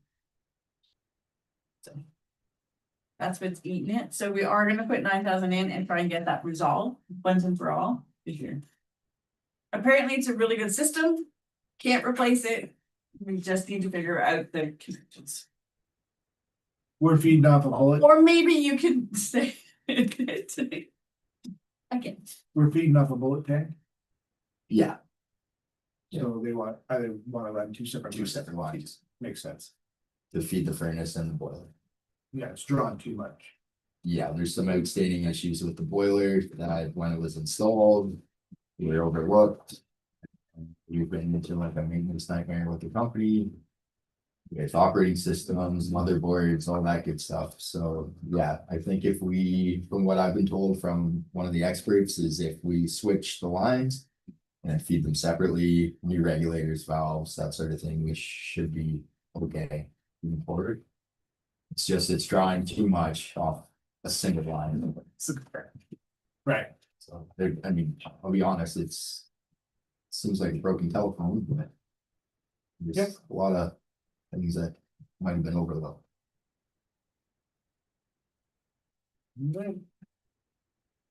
easy. Would be pavilion, the rest of the same streetlights that we get into. I don't think we're planning on replacing any.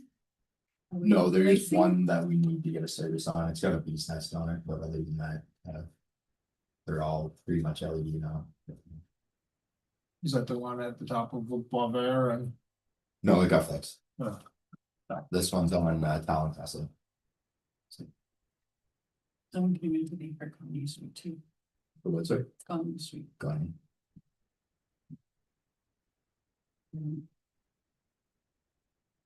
Then into environmental services, 886, we've increased for the volume of the well studies that we talked about at the last corporate services meeting with Pinchin. So that's in there. Not much else changing. The compactor cleats, 891. I don't know that we have a final quote on the cleats yet. No, that's with Borgford right now, so With who? they're, I think Borgford. They're,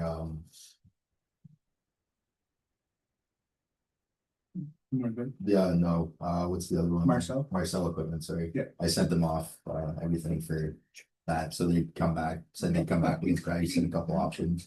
Whether it's cheaper to re-weld new plates on, or it's just better to just Straight choose up and the jump wheels. it, yeah.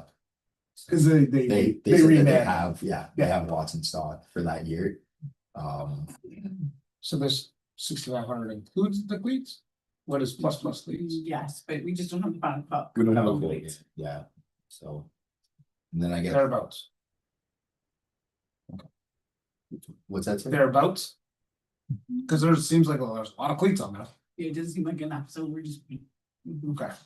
Yeah, It's a different style. Yeah, I mean, they're It's a- staggered, it's a they're big. fin, yeah. a straight fin for more compaction rather than a cone. Okay. So. I guess the next line miscellaneous is the fence. So we've sent our reports off to the MECP, they're currently under review. They said they'd get back to me with if they will either accept or deny. The letters that we sent regarding fencing and so forth for the landfill site. We stated a few options in there, whether it be use burn material as a natural deterrent. Or if we can use kind of cedar snow fence instead, just to cut costs, because I believe it was 3,300 feet. Of fencing that we need for the landfill site, so the cost was quite exponential. Yeah. And the last one on that page, 893, that's contract services. So in 2025, we still had January, February, March with all of the rentals from Miller. So we were paying $5,000 a month, and then when we went to the circuit material, we went down significantly closer to 550 and 600 a month, so we've decreased that budget. But it is our first full year with that. That's awesome. So total public works, from last year at 2,006,000, now we're at 2,078,000. Wait, so those costs, then we get into parks and recreation. Not much changing in this budget as well. There is the money for the fireworks under the Canadian grant, but stopping at the top for parks. We have the loan that renews in December. Right now, we're only at a 2.75% loan. I expect that will go up, but it will impact us for 1 month at all. So it won't be significant. In the change room, line 910, the change room, that was the windows from last year in stock. We're not sure what that's gonna be this year, so we are budgeting a little extra. And we know we've already replaced 1 window this year, 2 windows. That's probably why we're already, in this year's budget, we're already at, I think $1,300 in that account. That was just windows. That's from the vandalism. Correct. 911 is the park, so we talked about doing the Rutherglen Park with the gazebo piece that's on the other side, tearing that down and then putting a gazebo up on the Rutherglen side. And then that's the other portion of that trees grant, so the grant is 1,800, the total expenses were 26, so this offsets that. What our expenses are. If we don't get the grant, we have roughly $6,000, $7,000 that we can still tap in some of the dead trees in the park this year. I think we could get a quote. Yeah, we should be able to get everything done. For me. Yeah. We just won't be able to replant.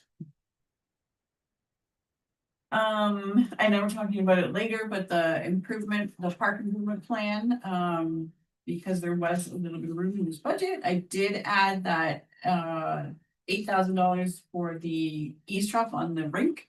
I did put that in this year's budget to get that piece done, because we know the water goes onto the cement and the surface, so we should get that fixed. It's a priority, so it's in here. It's within the liability. And then we get into the programming, the walkway at the Veterans Memorials can be improved. The outdoor rink for the salary, so that's just a level of service. You know, the 5-year average was $246.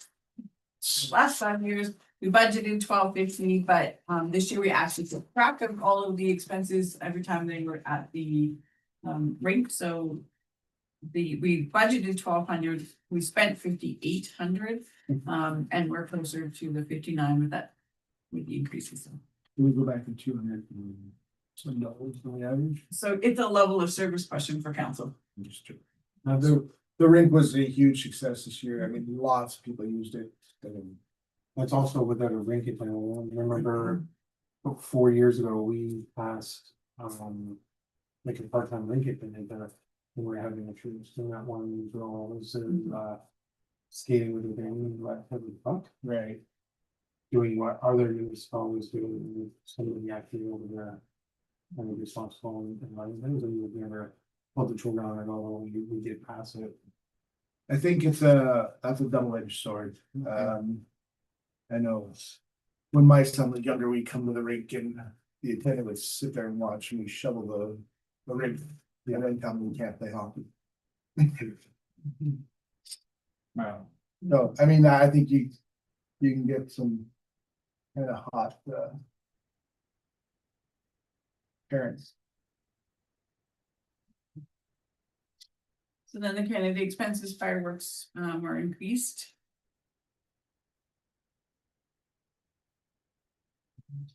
Capital working, moving from the Parks and Recreation from 98 budget last year to the actual of 82 of 217,000 for this year. And then the library budget, they adopted their budget last time, their last meeting, you saw council at the last council meeting. Expenses are in here as well. And then there's planning and development, so we've already approved under line 981, that's for the new mission plan update, the additional charges in moving from the update to a new plan. It's in there, retaining the planning consultant for when we need assistance with that. The economic development strategy in the intern, close to 70,000 for that project.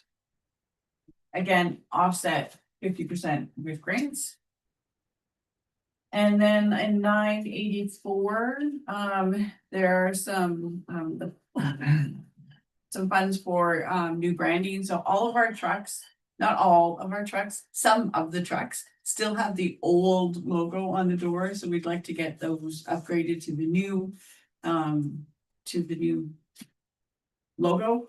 Our park signs still have the old logo. We'd like to get them upgraded. Some of the signs are just in really bad shape too, so get a good refresh and put the logo on at the same time. And then we can get quotes as well for the entrance, like Bonfield, welcome to Bonfield something. I think it makes sense on the welcome to Bonfield and the parks. I would just say on the trucks, if we're at end of life or facing end of life, I mean, I don't know how much a logo is, but maybe we just hold off for the new truck to put the new logo on as opposed to spending money on the truck that if in a year from now, right? Year, it's not bad. 5 years, sure, We'll get quotes. yeah, I mean, listen, if it's $100, then just put it. Yeah. Yeah, maybe stick around. Brian, you're gonna be like, yeah, $1,000 to get me stupid. So our total expenses in this budget as is $5,846,000. Our revenues are 1.6 million, almost 1.6 and a half. So our total levy is 4,100,000. So that's a 3% increase. The numbers down here at the bottom are what I need to get to a 2.9% increase. So if we could find that $557, it's a very lean budget. If you look under the 2025, I think I just found them on the truck signs, $557, done. truck's done. Yeah. It's, I think our surplus, from last year right now, I think we're only sitting at like $33,000. In our, I still have there's still lots of year-end entries. The audit isn't till the second week of April. And there's still a couple entries to take some capital out of the actuals from last year. But we had a very tight budget and their surplus, was right now sitting at 33. But then we also passed resolutions that any surplus in the fire department alone would go into a reserve for the fire department, and I think the library would go in there. So that's going to drastically reduce. So if in the year of a storm, because of all of those factors, we may end up with a small deficit. But it won't be much, but because we make those other promises as well. So Even But it's a after very we have lean the budget. 3%. Like the 3%, no, that's just the actual from last year from what we budgeted last year to, I mean, We expect. yes. And then plus putting things into the reserve, so. These are the expenses. That's where we sit right now, 3%. I mean, 2.9, to the sun. 2.9 without the truck signs. Yeah, it's perfect. I mean, good job, I mean, 3%, especially this month. It's cost today, it's hard to keep it at Well, 1%. 1% alone is the castle home. well, if you look at it, OPP is up 11%, health units up 4%, DSAB's up 5.1%, Castleham's up 6.7%. Of our, like, that's how, like, that's the percentage increase. Just tell me it's in school. Yeah. Oh, the with- schools are the same. Yeah. They didn't change. So on average, that's 6.7%. That gets added in that we have no say on, but yet we're still managed to keep our budget at 2.9% increase. but we got more money from the province too. But we didn't get the Nords funding. No. No, we lost the Nords was 90,000, Yeah. they gave us 90,000 and some, Oh, and called it so something else. Equals out. Yes. So, all that to say, I mean, as we watch the costs go up in all of our boards and commissions that we end up getting levied for. To be fair, our budget could go up 6.7%, we'd be on par with everybody else, except we're not, which is good, so I that's mean- responsible. Look at the other municipalities with their budgets are going up, they're into the 3s, 4s. Yeah. 5s. Yeah. Where are the high twos? Where's the, kind of more the average? Yeah. So I mean, shows that, And we are able to keep it a little bit lower because we're just taking the revenue from the growth in our assessments as well, right? We're transferring that right into, we're not saving that for, we're not putting that portions into reserve, we're just putting it right into our budget, and that's what's keeping the tax rate down. Of course. Mhm. That's the benefit of growth. Right.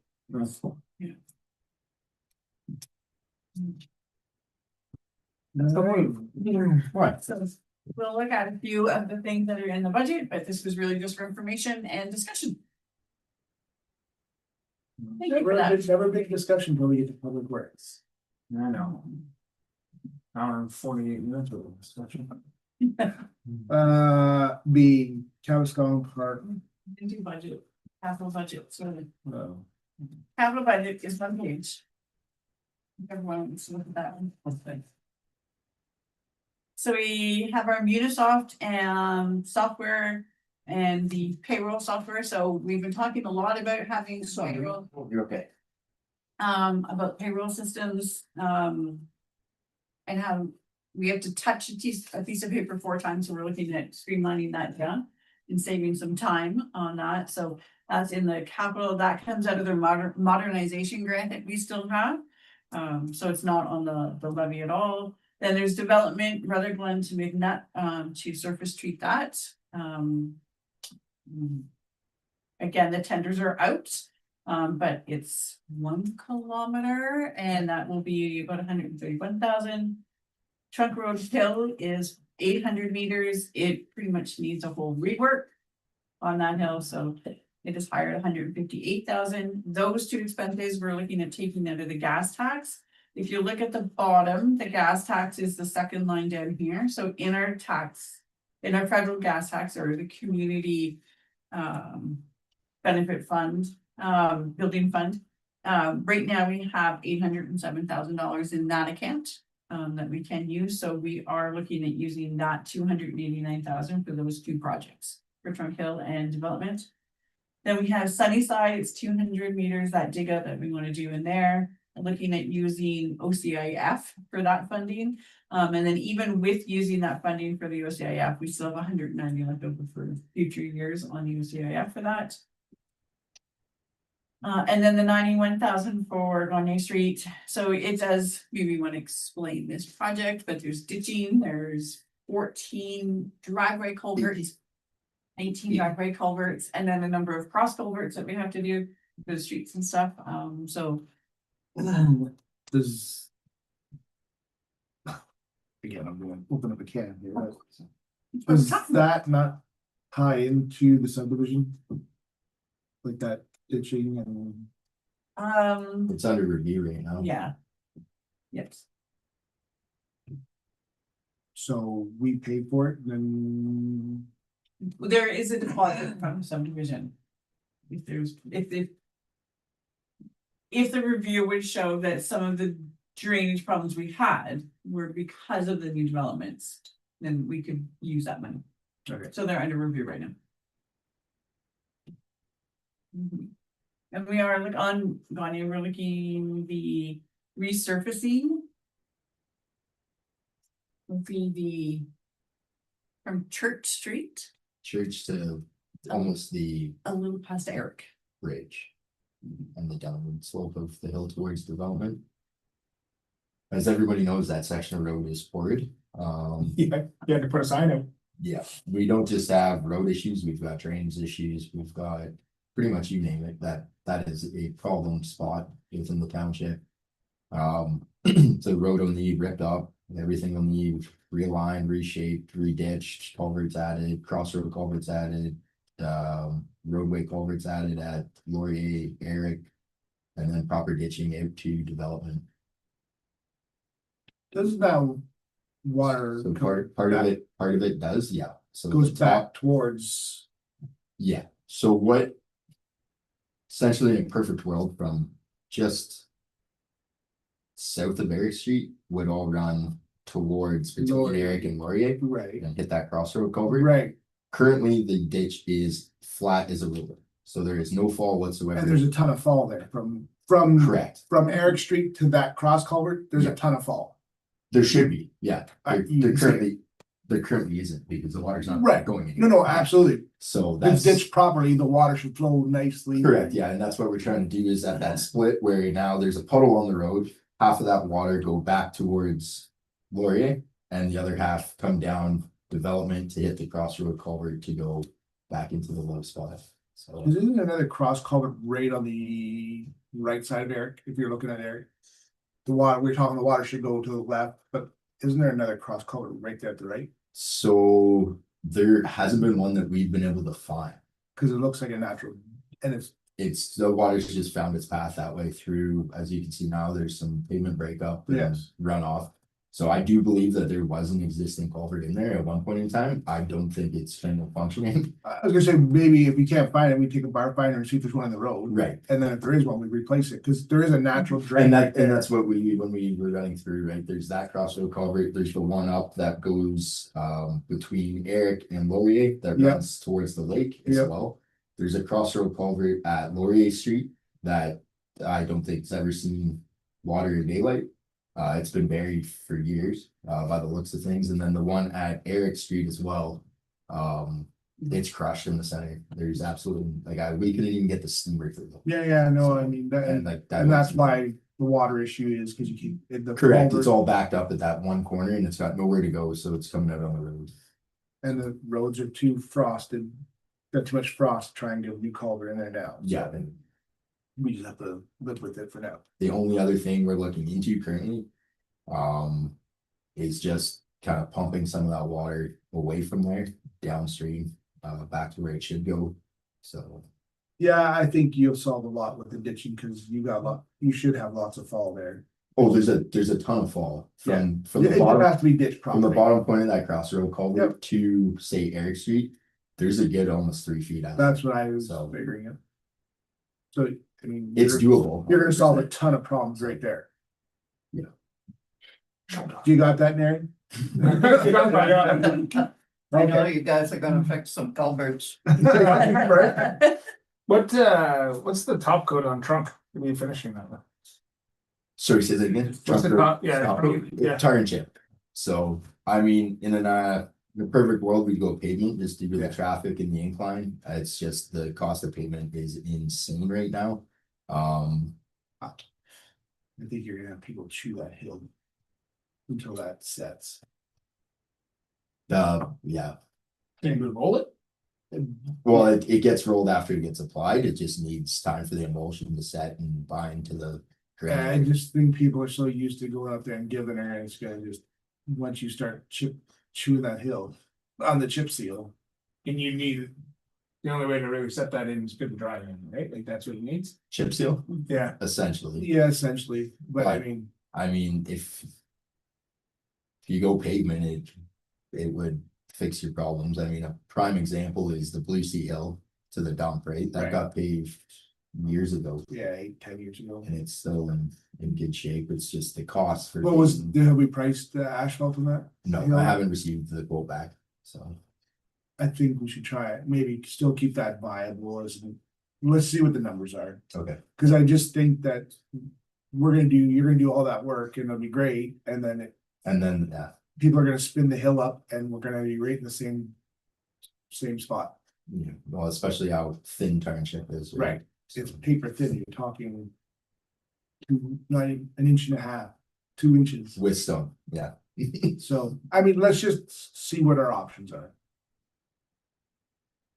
And then the only other thing on this surface treatment and stuff that's not in here, I think the quote came back at 161. Yeah, for so the top we're- coat on development. From, Line 3 to South Shore. That's Yeah. 4 kilometers. 4K, yeah, it was 550 a meter square. So, And it has and to, that's not on here, but we can add that and take it from gas tax if you. it's something that has to be done. And we do have money in reserves for, like, Mhm. we could, I think, like I said, let's see what the numbers are, but I think it's money well spent to pave that hill. Cause, At least up to the Young Street intersection. Yeah. 100%. Yeah. I agree with you. and then we could transition, we go right past that intersection and then let it transition back to Back to chip seal. Target, yeah. Cause then you're past your apex, so you're. Right, And you lose a bunch of the traffic that speed spins off on. Right. right. I guess we're kind of back to what we discussed last year with Pine Lake over to Shields with heavy truck traffic and so on, right? I mean, like Dan just said, it's paper thin, so we're kind of rolling the dice. Yeah, I think we have the money in reserve. Let's look at it and then we make a decision from there. And do you want to add the top coat for development? 161,000. I think we need to, because it's already kind of really, it's really deteriorating. Add it to bar. Take it out of the reserves, out of the gas tax reserve money Yeah. and redo, you gotta put a seal coat on the 4 kilometers of chip seal we did on development already. Oh, yeah, There should be a seal, top seal put on it, and we haven't done it yet. And it helps prolong the life. okay, Go from line 3, Mary, line 3 to South Shore. good. That's the $168,000 to do all that 4 kilometers. That's pretty good. And with the hill, you're just pulverizing the hill? We're gonna strip it, add material, we're gonna have to reshape it, cut the berms, re-ditch it. There's gonna be some difference in that. Yeah, there's a few dig outs that need to happen as well, so. And then in this budget is chip seal, chip seal. Well, we're getting a price on what to actually just pave it properly, at least up just past Young Street. Because a fear is when the vehicles are going up the hill, they're gonna spin the chip seal and Yeah. create a bunch of problems again. Mary drives that way, she's got a heavy foot, so. Yeah. And then the other two things are, so the fire department, the fill station and the, porta tank for the 4,000 person.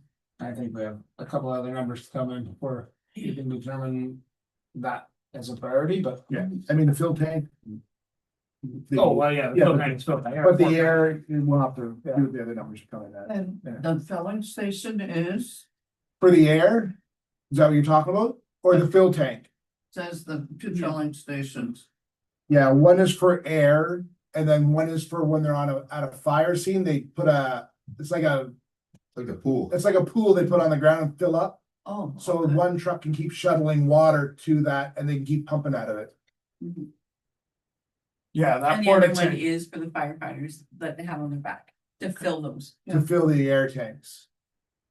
but it's whether we spend the $67,000 this year, or we keep spending six thousand. In the current system we have, we bring in Praxair to refill. Mhm. Where if we wanted to, we could invest the $67,000 and not have to pay Praxair, but.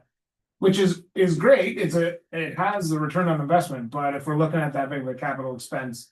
With other pressures on capital expense. I guess that's the question that council will have to wrestle with is, And we don't know what the yearly maintenance fees are. right, So we'll know more. yeah, Yeah, more information to come. Thanks. Oh, okay, Tabascong Park Recreation Improvement Report.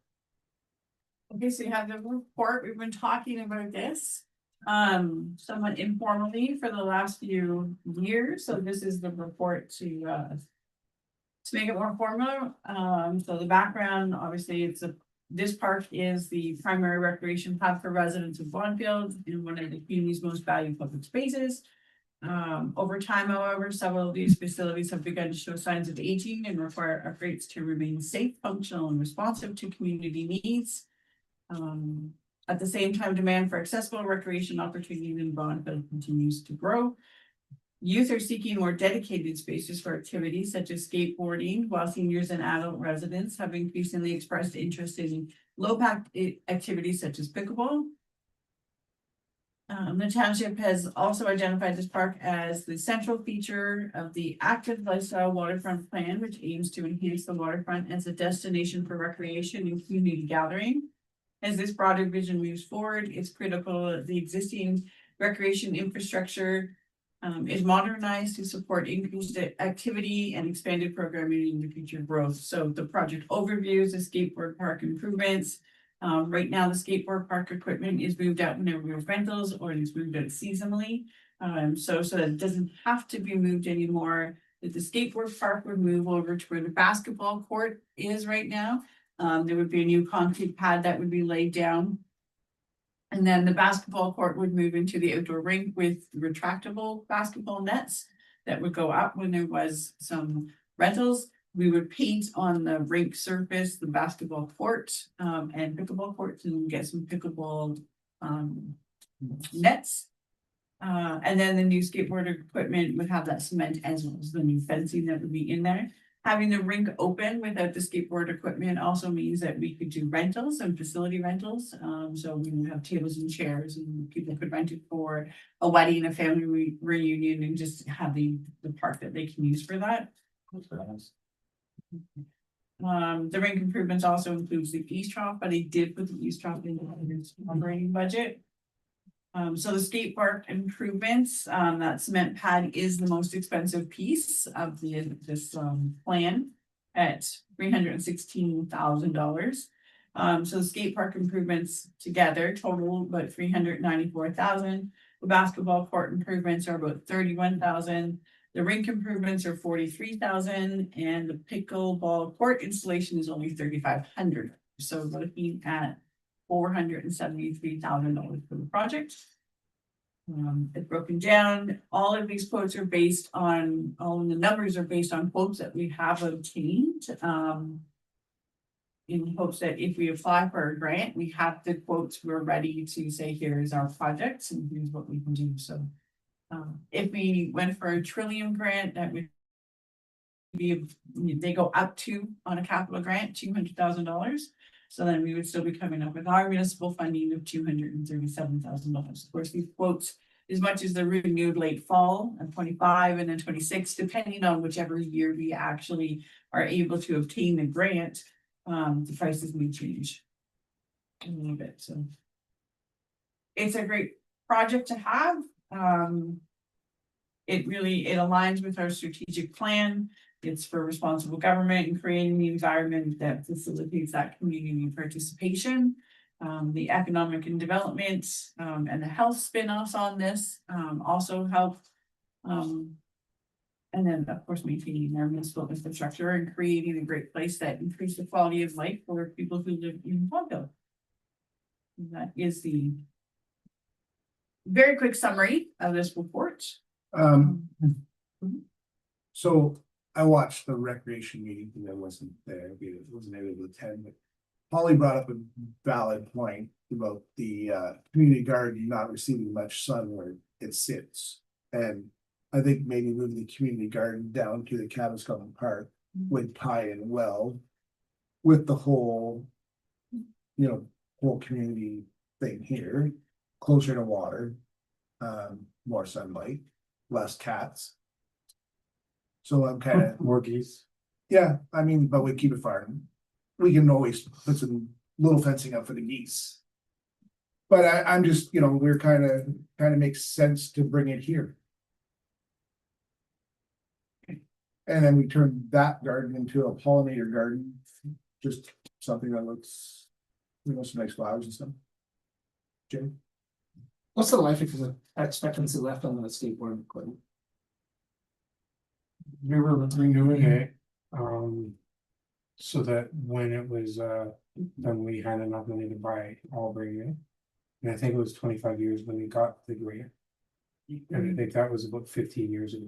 Right? Okay, so we've actually put in, I think that it was $30,000, and in that, I think in that capital budget, I actually put in the amount. So the park reserve right now has $30,000 and like we put away a bit every year. Last year, the 2,000 is so that we still need to continue to build it because we still have the splash pad and the exercise equipment that we'll have to replace eventually. So that $30,000 that's in there right now, most of that is skateboard park.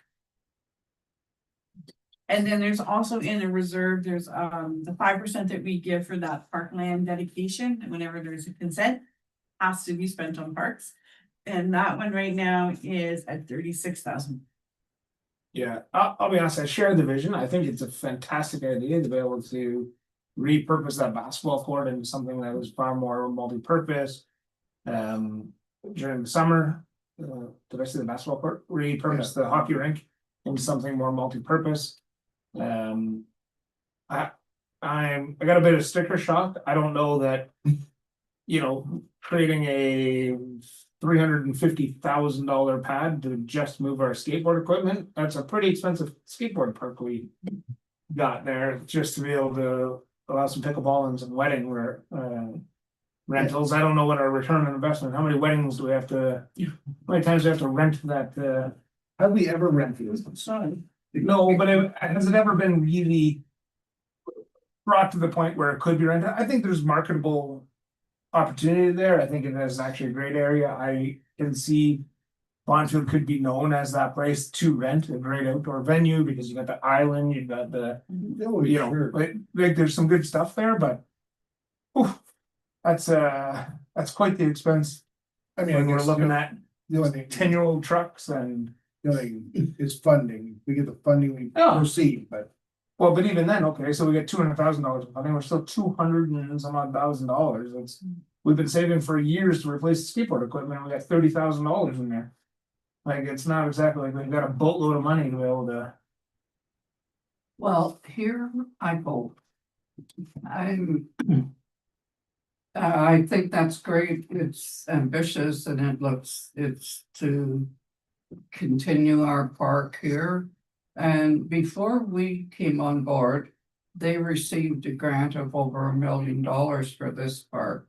And you guys know where I'm going. Last year, you promised me that you guys we would be doing something in the Rutherglen Park. And I think that playground equipment should be out of there. It's at least 20 years old. And have we had it checked to see if it's safe? And I had hoped, and I know I'm not gonna put any false hopes because I see where the budget is at. But I had hoped that we could do something in the park in Rutherglen as well. When you look at the development out there, you have the new subdivision, 18 possible homes there. And there's all kind of scattered throughout down that area. They moved that area because everything is bought up here. And even on Talon Lake Road, there's about 8 or 9 lots being developed there. So you're going to see when there's homes, you're going to see younger people coming in with their children, and they would use the parks more than the older people. But there's no park benches, there's those, that's sad, the playground equipment is at least 20 years old. And it would be nice to see something, but maybe we should look at a grant, or maybe Recreation should look at a grant to bring something, just even a few park benches, few hanging baskets, some playground equipment for that area. Because you're going to see it developing further. There's with those houses come in, the people are going to come in, little kids are going to be there, and I believe that the parks, everybody uses this park, so there's no question about it. I'm not saying that. And any new development, and to keep it going, once you spend that large amount of money, you don't want to let it fall apart neither. And I'm not saying that, but I would hope that we could have got something out there, but if not, then it's all right too. No, I gotta say, I agree with you. Did you mention a gazebo in this year's budget? Yeah, so we're a gazebo. A little bit of clean up the park. Clean up the park, and a gazebo's in this budget now and for that park, but some benches might not be a bad idea. Yeah, I've written it. I don't think it'll take anything of huge amount of money to spend, but I think something in there could show each year, putting something in. Yep. That gradually it'll look like a park as well. Yeah, I think my only concern is actually park equipment. Gazebos are fine, as soon as you get into a commercial grade park, it is astronomically expensive, so I can't remember what's there for equipment now. We should be trying to rehab as much as we can, repaint it, make sure it's secure. I don't even know what's there, Are but they inspected? you're probably into. It's Do- gotta do we be have- 20 years old. Do we have somebody that's certified to inspect? Do you guys ever bother with it or What's that? inspected the playground equipment in the park in Rutherglen? Yeah, the staff are there. Yeah. When they cut grass and all that stuff. Probably stronger now, made better then than what it would Yeah, be now, probably. right? Yeah, nothing's made very well nowadays, I'll tell you that, so. Well, I remember, we talked before as well about reaching out to high school shop classes about the gazebo as well.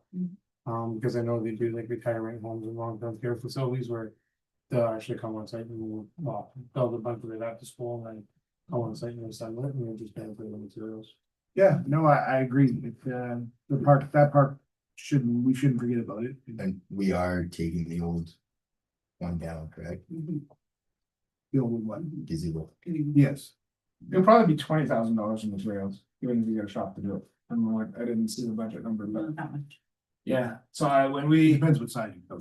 10 by 10, like I'm telling you, not you, because you actually have to put footers in, like it's a whole thing, right? So when we had a shop class do it at Winky's place when we worked there, and they got stick shop because it was 10 grand 15 years ago, like.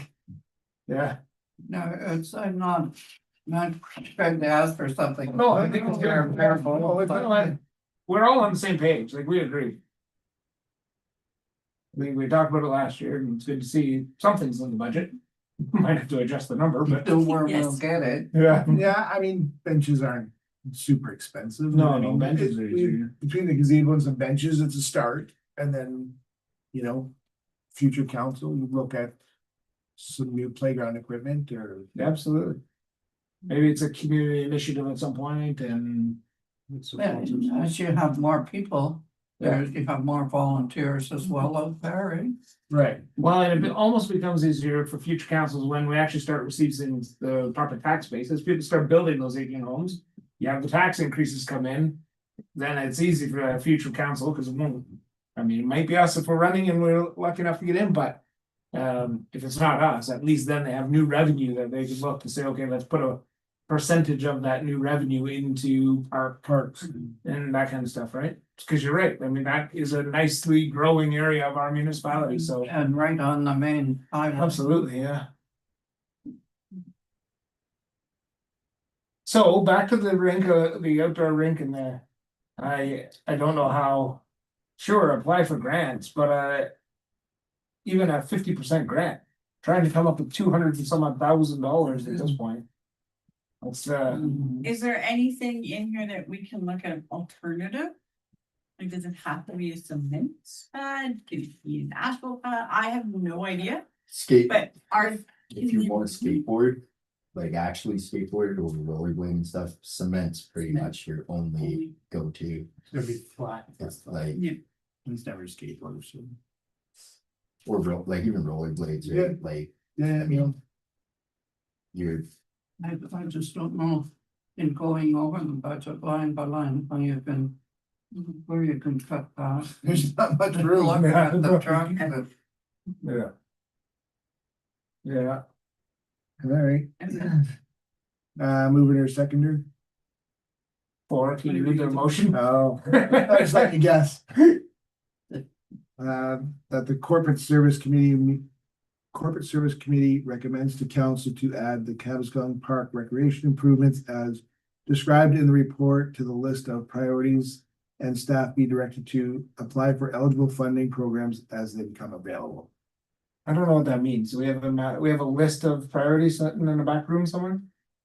Like, do we have Well, from a, our strat plan, this isn't part of that strat plan, so it ties into the strat plan, the report says how it does, so it's just kind of like in that priority. Like, so when we apply for grants right now, we're looking for like the lighting things, the things that are already in the budgets. So, but we don't have that. This set aside to say, okay, we're gonna look for these grants and put these things in.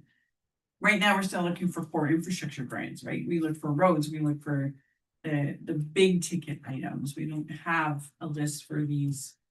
sure, can we It's add fine. the Rather Glen Park to Mhm. a wish, like the priority, whatever we're calling Yeah. it, the Okay. wish list or priority list? Or- To Cause I council think add the- if we're gonna be looking at grants, whatever one might be best suited for whatever the grant criteria. comes Right, out. right. So if it's, new and expanding municipalities, something, yeah, then it might fit better. But I think as long as we're showing that we value all of our parks and want to make sure that they are all equally trying to receive funding, that'd be great. Moving second to double. That's how it works. Yeah, that's. Way to throw me off, Julie. Sorry, Dan. So you're moving it now? Sure. And who's gonna second it? okay,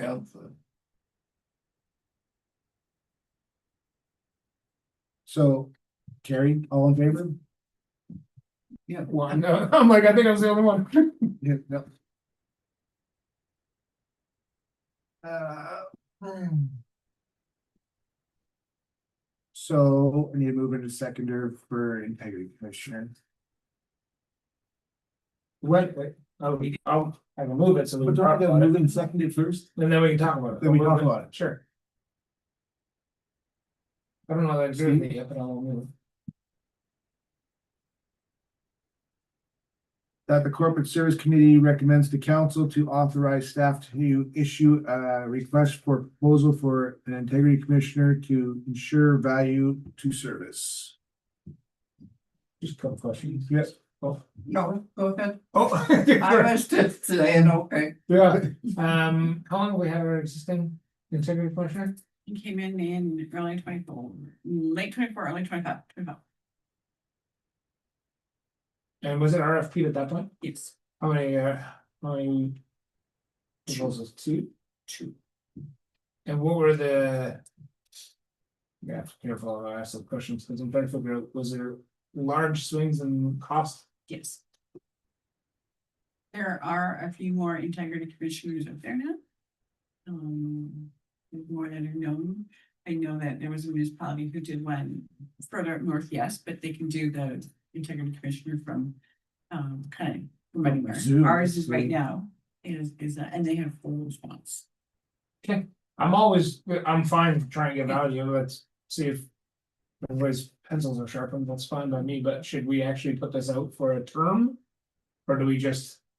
Like, is it a 2-year term that we put this out for, an integrity commissioner? Guarantee for 2 years, or no, like we just, Guarantee for a year with the possible extension for the remaining term. sure, any of, well. Yeah. Or a year over year, like, yeah, something like that, like, I don't mean just necessarily term of council, I'm just wondering if. Like, should we put this on some sort of a cycle that is predictable? Well, we can, to me, let's put it so it carries into the next term of council. They can, if they're happy, then they can keep extending the term. So you could do a 2-year with a possible extension of another 2 2 years. years. Yeah. Is it- Might not work, but we still. Yeah. Yes. Cause I don't know if that actually helps us get a better price, if they know that it's guaranteed for 2 years, or, I mean, they'll all have the exit clauses on both sides, I'm sure, in any agreement, but. One thing that consider is how long it takes them to get a report to us and how much the charge is for that actual report. So like there might be value in maybe one of them is cheaper than the other to come along and retain that out of whatever. But if the report comes off at $25. Oh, let's say it, $18,000. Yeah. they do, the lawyers do so much per hour, but they also do lock fees, so. Right. It Right. It would depend on the length of the report, I guess. And timelines from when you receive a complaint to the time it's dealt with, depending on the severity, right? I just think the reports that he's done for us has taken a long time for what they are.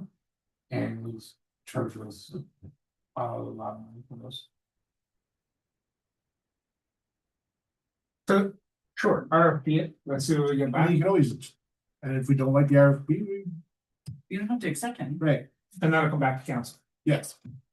All in favor. Yeah.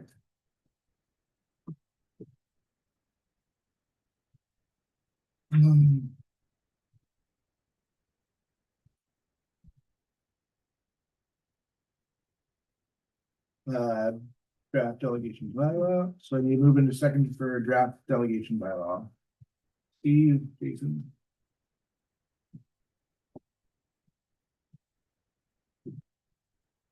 That the Corporate Service Committee recommends to council to adopt the delegation bylaw as amended. I'm going to, could I ask you for a recorded vote? Sure. And I'm going to vote no. And you can either say okay, or if you want me to ask you a question, or if you want me to. You wanna ask me a question? But what don't you like I'm about it? leaving it up to you. Cause I think, didn't we bring it back to corporate services? Cause You you did, did, yes, because that's the last time. I'm going to say this, and I don't want to offend anybody, and I don't want anybody getting mad at me. I feel that right now, the mayor has no power. I don't care, cause I'm not coming back. The mayor has no power And then council, when the province decided they would give the mayors back their power. And there was 179 municipalities applied for it. You guys voted against me getting mayor's power. And I guess I want to ask you why. Well, I can answer that. That's what I. What's the sense of having a council if the mayor makes all the decisions? Pardon? What's the sense of having a council if the mayor makes all the decisions? The mayor doesn't make all the decisions. I was the mayor for 10 years. I never made all the decisions. I never made the decisions. It came back to anything. I could go out and check for money. Say if I could get money, bring it back to council, then council would vote on it. But I don't feel that I have anything. And that's not to insult anybody. I'm just telling you guys the way I feel about it. I'm not insulted by you saying that. I'm just, when the strong mayors came out, it basically wipes out councils. No, like I never did that. I'm not saying, And that's but well, you fine didn't for have you it before guys. though. That's fine to think, okay, this is why the province did that. Because there probably were mayors like that. But when the opportunity came up to go look maybe for housing, that opportunity was there again. And you guys didn't know me by 3 years later that I wouldn't do that?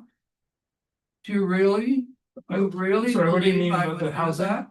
What's the housing thing? Sorry? Pardon?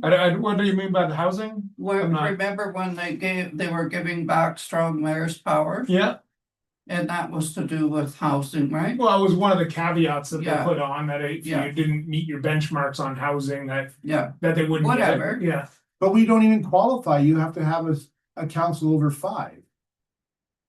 well, what was the purpose of bringing the motion forward? Don't give mayor's powers here to the mayor. So we didn't even, but again, we didn't qualify for it. So I don't know. Doesn't matter. I'll be honest, and this has absolutely nothing to do with you. It wouldn't matter who was sitting in that seat. I fundamentally disagree with the strong mayor's powers. I've looked into it, I've researched it. I actually think it weakens democracy. I think it's a terrible. I just disagree with the provincial government in setting that as an expectation for any municipality. I know why they tried to do it in Toronto and then they tried to do it in other municipalities. I just think it's a terrible idea because the municipal act was set up that the mayor and council, well, the mayor is the head of council, we all have one vote, we all work, Yeah, we we all all, vote the same thing. yeah, we all do the same thing. But I, in all fairness, whether I was qualified for that or not, you guys came back to the table and said, no, don't give that mayor any powers. I didn't say Whether it was give, I didn't say qualified or not to give that mayor any Well, power. who- Any mayor, I wouldn't, Any mayor. I wouldn't care didn't who's think sitting in it the that seat. way. Well, Well, I wouldn't I care. wouldn't want you to get mad. Like, I mean, you always say to us, you don't want us to get hurt or upset or mad. Same thing. This had nothing to do with you, Nary, sitting in the mayor's seat. This has everything to do with, I think it's actually just terrible to weaken democracy like that. That is just how I, And that was my opinion too. yeah, like that has nothing to do with you sitting in the seat. If I was sitting in that seat, if I was fortunate enough to sit in that seat, I wouldn't want it because I think it weakens Look democracy. how many mayors have turned it That's, down. North Bay was qualified for it. And They turned it why down. couldn't you just leave it be? But I said that because, I mean, we say things all the time about stuff that that we don't like from the province. All the time, we get motions from other municipalities of things, we put forward things that we advocate for changes. This was a big thing that the province was doing. And at no means was it towards you, but I'm with Jason. I wouldn't care who is in that seat. I would not vote for it. I just. We are all one vote and nobody should be over top of anybody else. No, that's not quite right, though. The mayor is a separate, a single position. Mhm. There's things expected of the mayor. The things come back all the time. You're the mayor, you don't know that? You're the mayor, you didn't do that. Do you guys read the Facebook about that old stupid old mayor? Do you ever read that? I don't have social media. You're lucky. I'm stupid as well. I'm stupid as well. on Facebook. We're all stupid according to Facebook. Right, Yeah, so I mean- I'm stupid too in Facebook. But so- like I said, should really have nothing to do with the strong mayors. No, This is Absolutely, it doesn't, but it's a I new, said, you want me to say something? yeah, no, and I'm glad you did, but then my feeling is. It's not to do with you, it's to do with that position. I disagree with it 100%. Strong mayor powers should not be ever But assigned. there's a different. I don't wanna get in here criticizing people and saying things and everybody getting mad at everybody, that's not what I want. No one's ever gotten mad, I'm saying how I feel, and I respect that. and that's good, so let's go on with it, do a recorded. vote. Okay. We'll go. Well, before I would actually like to go through the bylaw, because I mean, you asked for it to come back, so maybe if we can go through it, if nothing more, at least the schedule. See what you don't like. And we can figure out if there's things in there, because there's a couple of things. That I also have that I Well, want to please discuss. don't go ahead with it, defer it again and let me look at it, and you look at, you Well, all I look at it. Yeah, I mean, I have for sure, I'm ready to go, but do you need more time? Okay, You need more time? I'll take more time. Okay, well, then. I mean, I'm fine to defer if the mayor needs more time. We're not, the Yeah. township is not gonna collapse if we don't go forward, No, so, and it's not gonna collapse if we do go forward. So it's up to you guys. I just have that feeling. I mean, here's what I'd say is I would extend that same courtesy to any one of the councilors. If they actually looked at me and said, I would appreciate a bit more time to be able to look at something and it's not earth shattering. Okay, But you guys all can go in ahead favor, with all it, in favor of deferring. you could go ahead with it then. No, we'll defer it again. Like I said. No one's getting upset, Derry. If that's how you feel, I mean, we'll go over it again. Okay, I feel better about that. So can we have comments back on it? Can we set a deadline for when to submit comments so that there's stuff I have to research or anything that we have to do? Okay. So is a week enough? How much time do you need? How much time do you To need? give Nikki some feedback. Okay, when's the next council meeting? Well, we're gonna let's bring it back to the.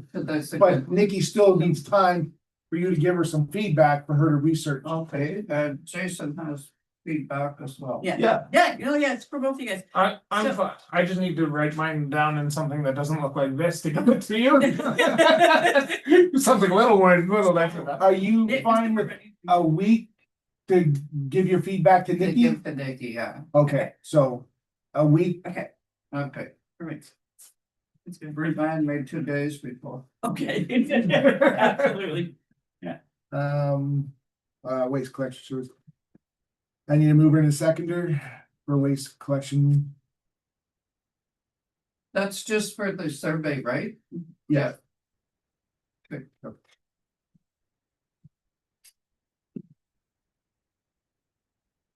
That the corporate service committee recommends to council to authorize staff to issue the proposed survey to area municipalities and conduct research to determine the cost of a waste collection program and provide a report to the new term of council in 2027.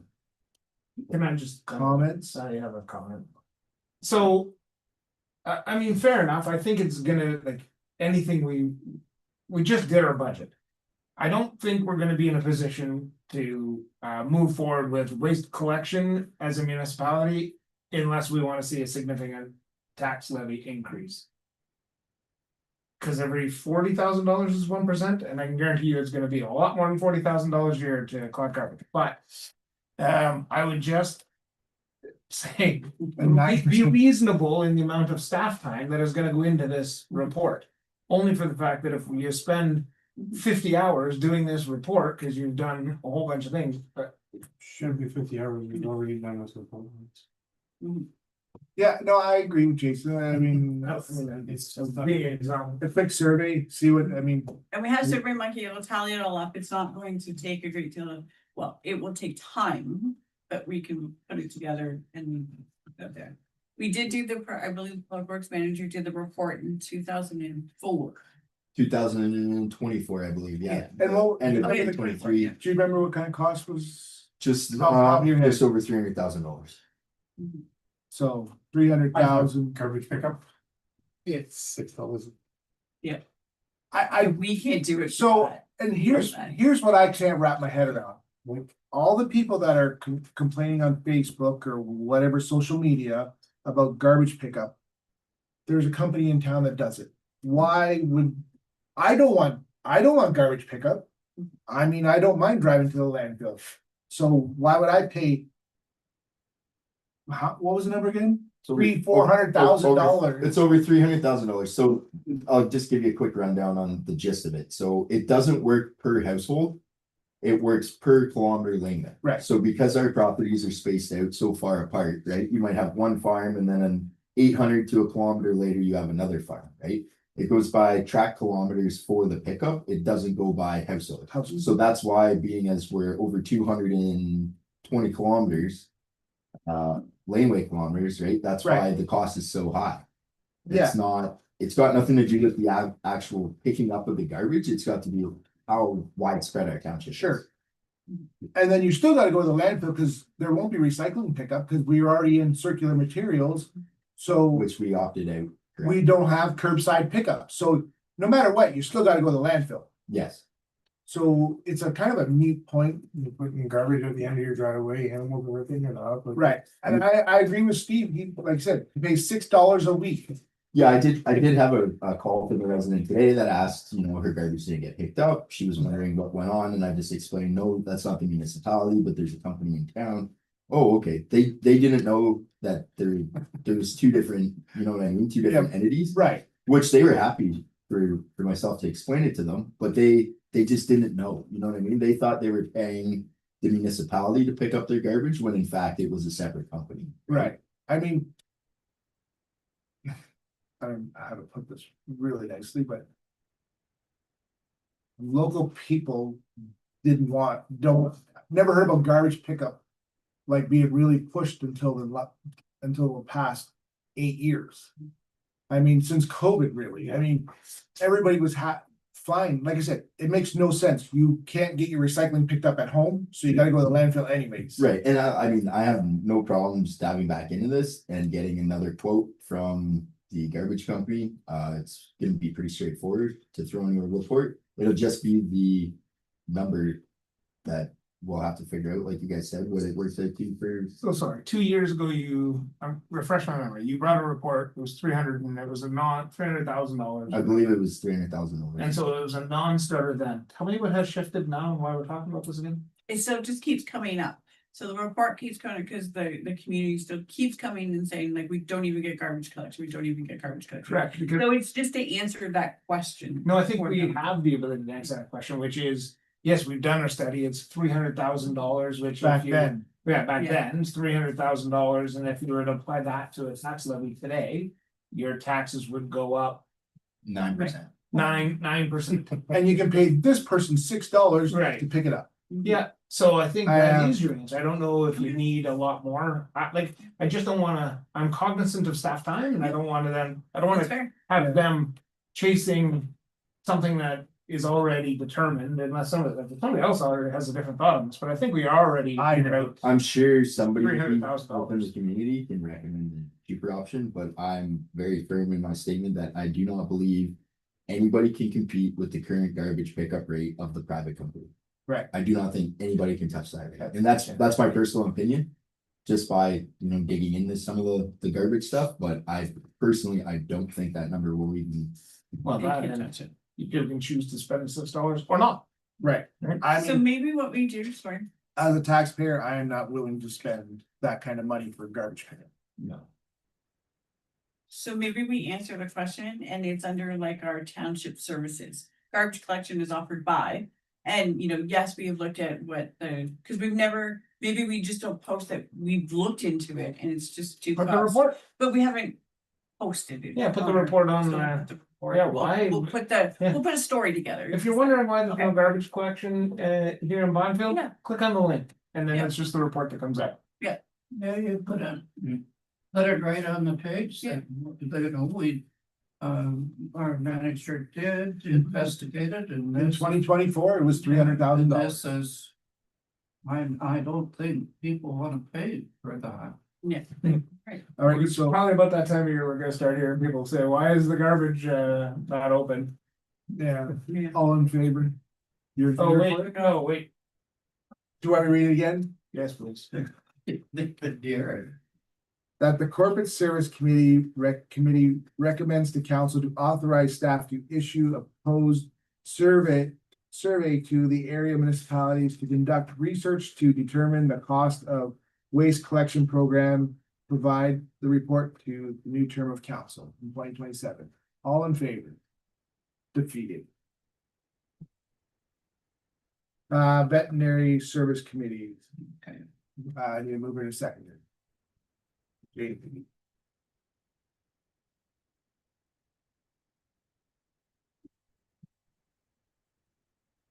That the Corporate Service Committee recommends to council to support the letter of the Northern Producer Animal Health Network to the Ministry of Northern Economic Development and Growth and the Minister of Agriculture regarding the urgent concern on the removal of NAPAN and veterinary service committees that serve our communities. So again, there's still not a lot of information out on what we talked about in council, but this is going in effect April 1st. So they told us, what was it, in February 28th? Yeah, 27, yeah. Yes, they told us in February 27th that the committee service, veterinary community service will be, and it'll be done April 1st with no information. Like work, you're gonna do a letter to them? If the committee supports this letter that went, Oh, so one of the Yeah. committees has All right, it very well laid out. yeah, What the I think it's concerns the are. one from up in New Minster, because they're the Yeah. head in the pan up there. Yeah, Earlton. Yeah, Earlton, sorry, yes. Yeah, that organization put together the letter. He So came if- down to the meeting too. He was very frustrated. He was very frustrated. So are you going, would you do the same letter in But we support from it. Bonneville? Or we support that letter. And we pass the resolution to support the letter and send that off to the ministries. Yeah. Okay. But- All in favor? Carried.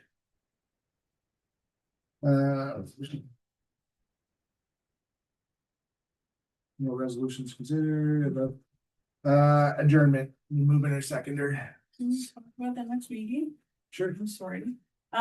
So the next meeting would just technically be third week in April, and I won't be here, but I would really like to see the budget passed before, and the first meeting of April, if it's possible.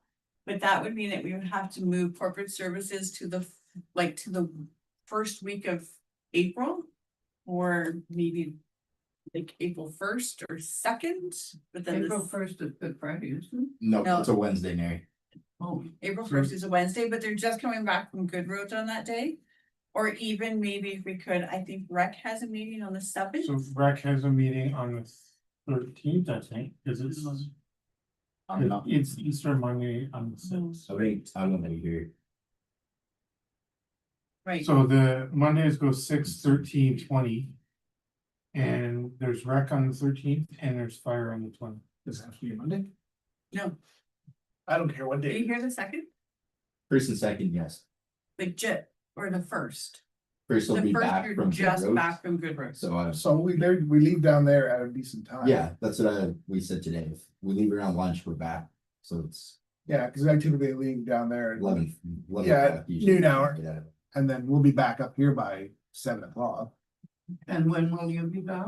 I'll be back the same time, like I'm leaving Tuesday at noon to come back home. Oh, so you'll be back. Wednesday. Wednesday at noon. Wednesday at noon, sorry. And if we had a meeting Wednesday night? When April Fool's Day. Yeah. Yes. No, No, not a No. weekday, but No, it's the second. it's the second, we're back Tuesday. Sunday, Oh. Monday, Tuesday, we come Tuesday. Wednesday is the you- 1st. Wednesday's the first. That's, I've got on my calendars and I could be wrong. Good Roads from Sunday to Wednesday.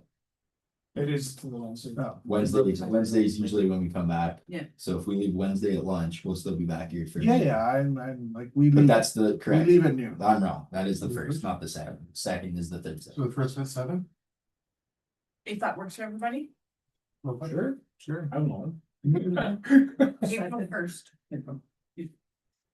It's a Wednesday night. And when Because did it's, that bring the budget back? well, I hope to bring the revisions to the budget Yeah. because our tenders close on the 31st.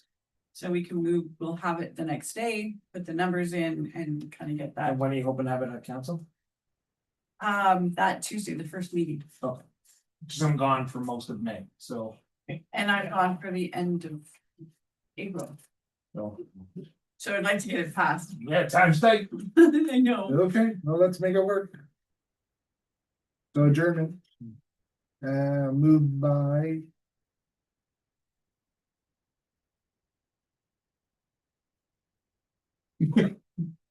That the corporate service committee be adjourned at 9:45. Quarter to 10. Yeah, all in favor, carried.